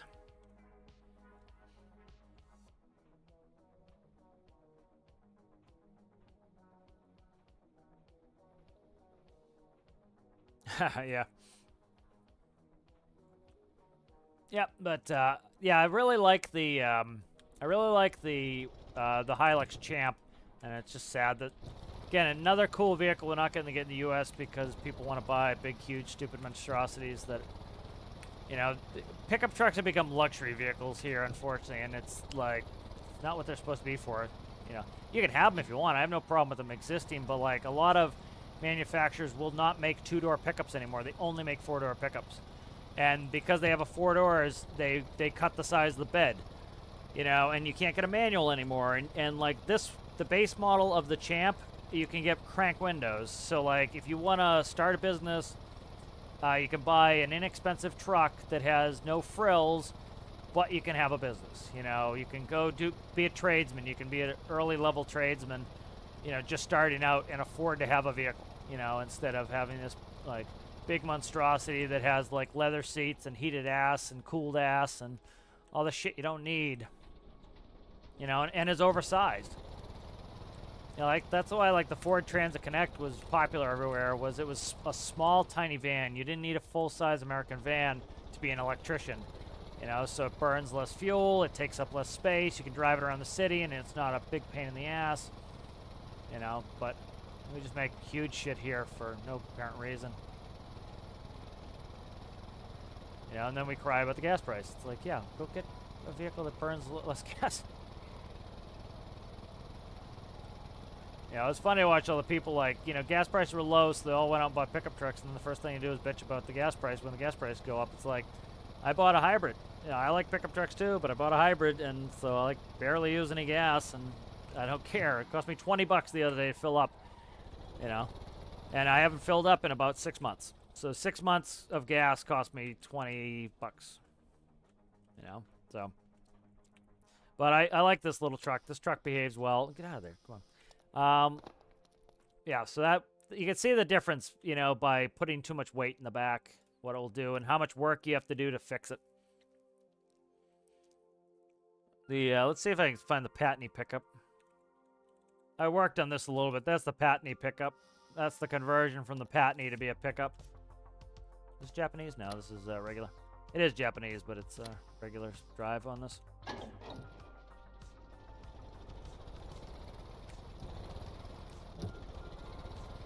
So, this is another fun pickup. I'll have to release this at some point.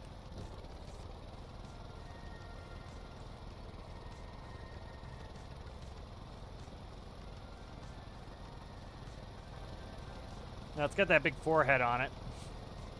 The 5 head. You know, on the pillock, I was able to push it down because I didn't want that big forehead on it.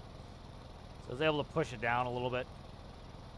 Like, this is a fun one as well. You know, it's got that slope bumper, bigger, chunky slope bumper, so it won't hit shit. I put exhaust deletion on the pillock because it's just like I've got a cat on there and I can't get rid of the exhaust, and so I just put exhaust deletion on there because it's like that one banged in.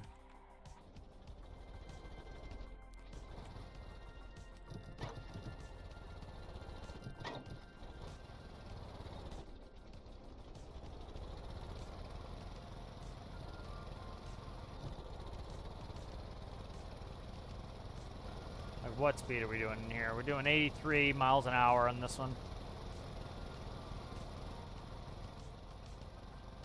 So yeah, a couple of those bridges have really big lips on them. You got to take them slow. You know, it's not a vehicle's fault. It'd be like, you know, you take something in real life like this hill. Like, you should not be hitting that hill at full speed. As you can see, you should not be launching your pickup truck in the air. Yeah, but yeah. Pretty fun little vehicle.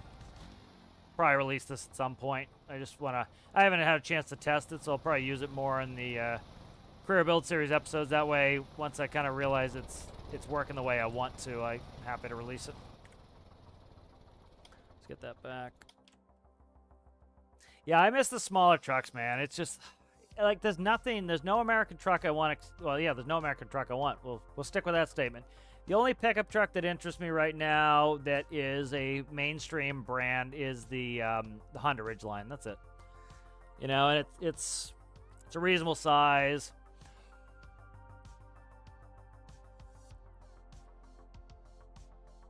Yeah, you know, I like the crank windows because, like you said, they're easy to fix. Like, literally, here, let's find manual window.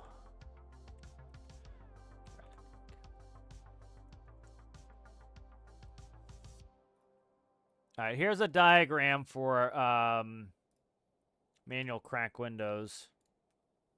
So, like, it's super simple. This one's kind of a, nah, you know, this is more what you're getting nowadays.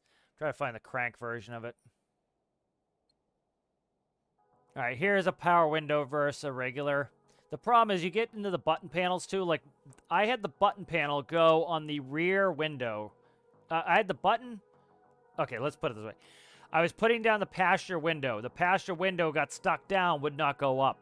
You used to be able to do a bunch of stuff to try to be able to get them up. You could force them up. You can't do that anymore. You need the computer to be able to get the friggin' window up. It's a pain in the ass. And so I went to the dealer. They said, oh, it's the master panel. So that's the panel on the left side, the driver's panel. Okay. So I waited like 4 weeks to get the part in. I asked them, can you force the window up? Because as long as the window's up, I'm good. So they were able to get the window up. So they probably put something on it that they were able to force it up. It used to be able to just, like, you could connect. You could use a light tester, and you could send the signal through, and you could force it to go to the motor and force the window up. They had to do it in the dealership because things are way too complicated now. And so they get the part in, they try it, still, like, I'm there for too long. I'm like, something's not working here because it's still broken. And so they come out and they're like, yeah, it's not that. But we figured it out. It is the rear right switch, because what happens is, because the master switch on the driver's side controls all windows, you need to run it through all the windows and then back to the switch. And so when it got through to the right rear passenger control panel, it had a short there, and it was never getting back to the master panel, so you couldn't put the window up. So then I had to wait 4 more weeks for them to get that part in to then put it in. So, like, that's what in a manual is a piece of cake. Like, you pull the door panel off, right? You have, here's, on this one, you have a gear, and you have this, this geared section here, and you have the mechanism here. As this goes up, this will go up, and it will change the orientation. It's a scissor mechanism here. And so this will, as this goes up, it pulls this down, which also, because of the scissor, pulls this down, which slides the window down. You crank it the other way, it goes up. Real simple. You have these linear tracks. This is probably, I would say, what, a belt in there? Is that a belt or is it a cable-driven system? I'm not sure how it's running. It could be cable-driven system. I'm not sure how it's running here. I'm looking at these. These are probably have a push rod in the tube, or it's going to have the belt system in the tube and then go through a geared system here on the electric motor. But you have your switch, and then it runs that. But again, the problem is you can then make all the switch panels have to run into each other and integrate. The crank, the only thing that's a pain in the ass with the crank is if you want to put the passenger window down, you have to reach over there and crank it. You know, that's literally the only negative of a crank window as far as I see. I would rather have a crank. It's like you can put the window down, 1, 2, 3, 4, done. And if it breaks, it's literally it's a piece of cake to fix. You look in there, generally like maybe this came out, or maybe you strip some teeth. Unlikely you stripping teeth, but well, it could be depending on what they're made out of. But you know, generally it comes out of track. You'll have this come out of the track. You push it back on the track, and bingo, your window works again. That's it. You know, you can also force these up pretty reliably because, like, if you grab the glass and you pull it up, it's essentially just working this gear backwards, and you can slide it up. You know, so crank windows for the win. I'll see you there, Dan Boss.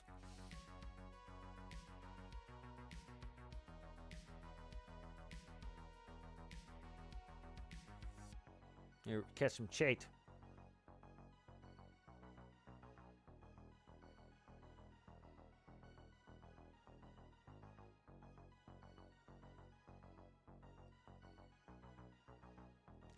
Yeah, like, it's funny. Like, you look at the original Hummer. That was, like, for a while there, that was, like, one of the widest vehicles they've made. So, like, H1. Let's look at the H1. So, H1, let's see the width. So, width is 86.5 inches. Okay, let's do a 80s Toyota pickup. So, like, this is an 80s Toyota pickup. Try to find a wiki right on it. I'm trying to get the model number here. Like, these are the really sweet ones. I'm trying to see what the model is. Toyota DLX.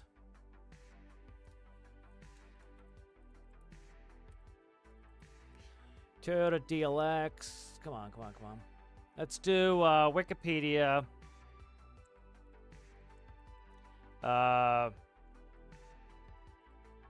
Mazda pickup. Like, these are the Mazda B series. These are nice small pickups. I'm trying to see, like, the right generation here in the US. They weren't called the B series here. What the hell were they called? They weren't called the B series here. Here it is. Mazda B2200. So let's see. Can I have the width? Width right here, 65 inches. So 20 inches narrower than the H1. Okay. So let's do like a modern Ford F-150. So here's a modern F-150. You gonna show me the modern one specs here? And no, you're gonna be a prick to me today there, Wikipedia.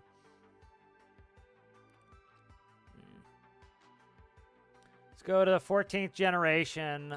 Let's see, Ford F-Series 14th generation. You're gonna not show the dimensions? What, are you embarrassed? I think they're embarrassed about the dimensions of it. 10-speed automatic. You suck. You're not going to show the width, huh? Let's see. Let's see. F-150 width. 79. So that is, you know, within point. What was it? 80. What was it? 86. Yeah. So that's about 6 inches off of the Hummer H1. You know, that is, what was the original? What was the, I forget what we saw for the other one. For the B series Mazda. But, like, you know, the old, like, this is a new Ranger, right? That's the new Ranger. New Ranger's a full-size friggin' pickup truck. Like the old Ranger, let's see, 1980s Ford Ranger. Like that was an yeah, even though that Ford Ranger was a little big. I'm trying to find the different generations of the Ranger. This is the one I'm thinking of. Is this like 2010 Ranger? This was a good size. Like I almost bought one of these back in the day. You know, they're a nice, you know, from 83 to 2012, they were considered a compact pickup, you know, and so they were a good size. You know, they weren't that fuel efficient, but they were a good size, you know, 2 doors, crank windows. You know, you could get them with a long bed because you only had 2 doors. You know, you start getting these stupid modern, like 4-door bullshits, and you start losing. Like that was the seat you had in the back if you did have the extended one. It was a useless little kid seat. But like, let's see, crank, right there. There's the crank. There be the crank. But I missed the day of the crank. You know, it was, you know, you didn't have to worry about all the electronic shit going out, and it sucks now. It's all electronic bullshit. See,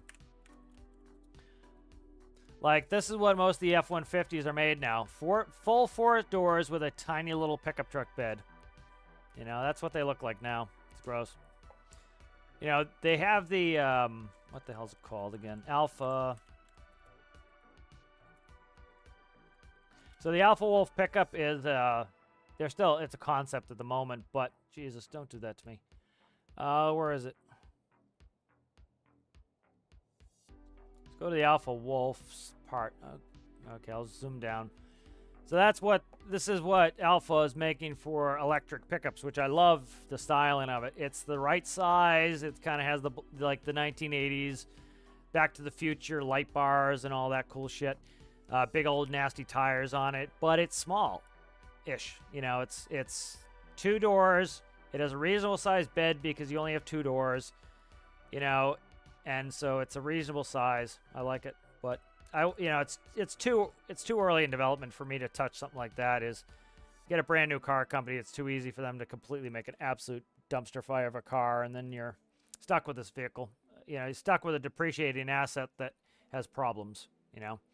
Like, you could go on YouTube as somebody who's never worked on anything. You could watch a YouTube on how to fix your crank windows, and in probably 20 minutes, you could do it.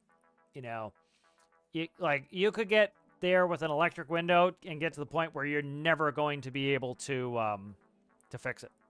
You know, because you might need the computer that the dealership has, you know, or you might have to go buy the code reader and you know, fix the codes, or your button panel like mine might need to be replaced. Yeah.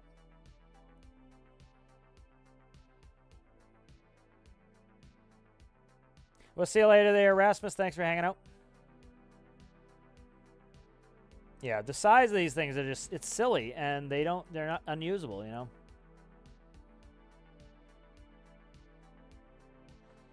Yeah, you know, I had one of my favorite tractor I had at work was it had crank windows. It was a single screw. What else did it have? It was much more basic. It still was a Pinnacle, but it was one of the earlier ones they got. It still had did it have DEF? It might not have even had friggin' DEF in it. I think it had DEF. I don't know if it had DEF or not. It might not have had DEF. But it was, it had a good Jost 5th wheel on it, and it was like, the thing had power, like, to spare. It was a strong puller. It had good ramps on it, so you could get under any trailer. It was really nice. And then I went on vacation, and they gave it to another building, and I was pissed.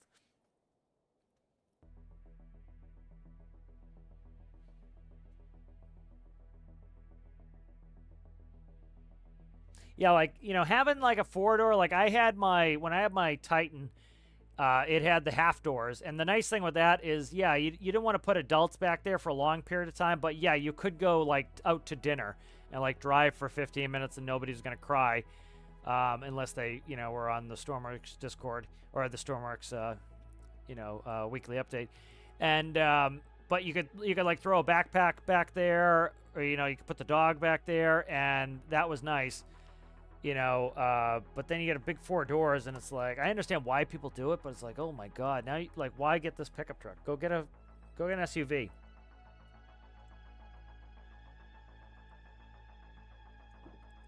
How's it going there, Variante? How are you? Let's see what we want to do here. Oh, I know what we want to do. Oh, we're not in the career game anymore. Shit. Let's quickly boot it up. I want to see. So, yeah, that amber lamps, we'll test it out. We'll use that some in the career game. And we'll see what it needs. But I want to quickly go check on the fuel situation. Yeah, somebody had asked. I know most of you guys probably know, but somebody had asked in the Steam discussions, is there a way to let your oil drilling platform do its work and fraction while you're not there? And yeah, you just need to put a keep active block on it. That's the whole point of keep active block, is it doesn't let it go into stasis. Essentially what happens is it goes into stasis, and then all the systems and the logic shut down to save resources, and so you're giving it a keep active block and saying, hey, don't go into stasis, stay active for me because I need you to. Alright, good. We're down. We got all the diesel out of there. Let's go put this away, and then we'll probably call it quits there for the day. You know, we'll see what we do this weekend. I got the video I got to work on tomorrow. So probably, hopefully, you know, it's nice to see a lot of builds, but again, I'm trying not to spend entire days on these anymore, so we'll see what comes out of that for that. Hopefully it doesn't take me too long to the video. I also, like, I'm choosing things that don't take massive amounts of time to review. You know, so, like, the ultralights weren't too bad to do because I kept it short and sweet, and this one, like, the main thing I'm doing here is the, looking at what your reference material was and what it does it look like it. You know, that's a big part of every once in a while I'll do an aesthetics one. This is very much like, oh, you wanted to build a you know, a Model T. This is what it looks like. It looks just like that Model T. That will be the aesthetics portion of that, is mainly, does it resemble the thing it's supposed to? Workshop page, of course, gets its normal stuff. Then it would take it for a quick drive. That's where you get all your handling and stuff like that. And then that's so kind of a little on the simpler side to try to not make me work 16 hours. So, but that should be fun. So been looking at them, some cool ones there. Some are a little bit might spirit a challenge a little bit if they're, you know, if they're a little bit off of the topic. But I think most seem to be pretty well on topic. You know, I think people finally got the idea not to build concepts. It's, you know, I put that explicitly in the rules, but it was like, I want production vehicles. You know, I want a car you'd see on the road, and you can compare it to it and see how it looks. You know, there are some that are a little bit iffy on that, but you know, I'm not going to hammer them too bad. Space station has gone missing without an exact location. So I didn't know I had the space stuff turned on, but I guess I did. It would be cool to get into space DLC. I would play the shit out of space DLC if I could come up with a nav ball like in Kerbal. The things I need to know in order to enjoy space is I need to know what's my prograde and what's my retrograde. And that's what I need to know. I don't really care about anything else. Prograde and retrograde, that's all I need to know. Prograde is the direction you're going. Retrograde is the opposite of the direction you're going. So you do a real fast thing on orbital mechanics here in Paint. The old fast orbital mechanics discussion.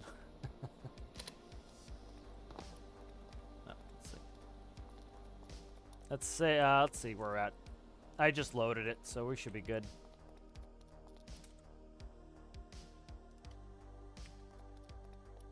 But this tractor's working really well.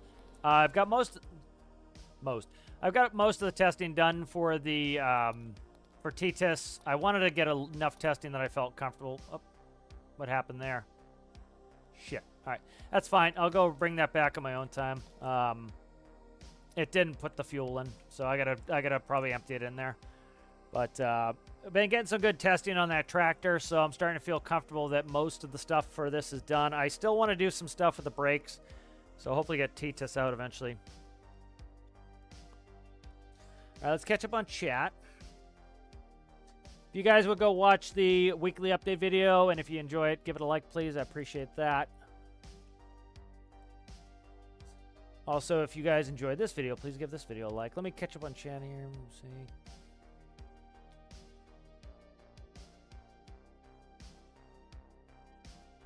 Exactly, yeah. We got plenty of stuff to do. We got fishing to do. We got mining to do. So space is going to get pushed off of that. But let's bring up paint super fast. I got to go. I'll do this, and then we'll call it quits on the vids. I have yet to check my insurance on Tarkov. I probably lost a lot. I got pissed off the other day when there's cheaters are doing this thing where they're DDoSing you and kicking you off the game. So I kind of got annoyed with that the other day and was not interested in getting back in anyways. Oh, that's a square. I'll switch it in a second, guys. I'm just trying to get something drawn out here. Oh, the old forbidden yellow planet. Let's change that to blue. Why don't we? There we go. All right, so there's the planet Earth. All right, so essentially when you take off, let me put a layer on. Let's go ahead. We'll do an elliptical orbit. So we'll do an ellipse. We'll do a dotted line. We'll do roja. So here's your, oh Christ, that's not supposed to be filled in. Outline. Okay, so here is your, let's do a reasonably elliptical orbit here. All right, so there's an elliptical orbit. So when you take off from the planet, you know, so this is looking, say, at the top of the planet, we're taking off at the equator. So when you take off, you're coming up and you're burning prograde, essentially. And by burning prograde, you're accentuating and you're pushing this section of it out like this. So if you keep burning prograde, it's going to look more and more and more and more like this. All right. So what you want to do is you're going to come out like this, and then you're going to wait until you get to this point in the orbit right here. And so this is your apoapsis, all right, your high point. And when you get to your apoapsis, you're then going to burn in the direction of your maneuver node, and you're going to push it out like this, and you circularize. So there's your circularization, okay? And so your prograde is showing you essentially the direction you're going, and your retrograde is showing you the direction opposite to you. So now if I want to make this circle bigger, what I want to do is I want to burn prograde, right? So that will, let's say we come to the apoapsis here, and we burn prograde. We're going to push out this side. Depends on, yeah, if we do just prograde, it's going to look like that. We'll push it out. If we go retrograde, it pulls it in. So this is how you orbit and deorbit. So let's say we want to, we're in a circularized orbit. We want to come back and land on the planet. We want to land here. What we would do is we would come up to here on our apoapsis. We would turn the spaceship around so that our nose is facing the prograde and the engines are facing retrograde, essentially the opposite direction that you are traveling. You would burn and it would decrease your orbit. Now, we don't really need that in stormworks, but what we need in stormworks is we have, people have said it's like a cylinder. So if it's like a cylinder, so essentially what we have is if it's a cylinder and we're going up to the moon, I'll just put a quick and dirty moon here. All right, there's the moon. All right, so we're going to go up to the moon. So we're going to go from this disk to there. Okay. So the thing I need to know is, and anyway, in the, essentially the middle position here, this area around here, you will neither fall toward the planet or you will not fall toward the moon. If you get on this side of it, you'll go to the moon. If you get on this side of it, you'll go back to the planet. And so ideally what you want to do is if you want to put up a space station, you need to be able to go in this midsection. And so what I need the game to do in order for me to be interested in doing space stuff is I need to be able to come up, and then I need to know what direction I am traveling linearly. So I need to know what my prograde is. And so as I approach this area here, which is where, we can keep a stationary orbit, I need to turn my craft around, and I need to make sure the engines are faced prograde and that my nose is facing retrograde. And then what I can do is I can burn with my rochat, like so, and that will slow me down. So I need to know I need a little point on the artificial horizon that will show me where I'm going so I can face retrograde. And what that allows me to do is stop completely. And so I will stop, and I will be right here, okay, in the center zone, and I will be stopped. Then when I want to go to the moon, I need to then point to the moon, right? And if I point to the moon and I fire my rockets, I will then be going toward the moon. And then what will happen is my prograde node will show, and that prograde node will show ahead of me. And behind me, 180 degrees, will be my retrograde node, which will be right here. All right? And so as I put the prograde ahead of me where I want to go, I can shut my engines off and know that I'm going to continue on my journey where I'm pointed at the moon. All right. If I want to go more to the side, what I need to do is I need to point the aircraft over here, and I need to burn. Let's see if I can do this without screwing up. That's all right. We'll just turn where we would. Now we're going to burn this direction. The colors are screwed up. Let's fix them. So I need to turn to the right. So I need to point this direction now and burn like this to the right of the prograde.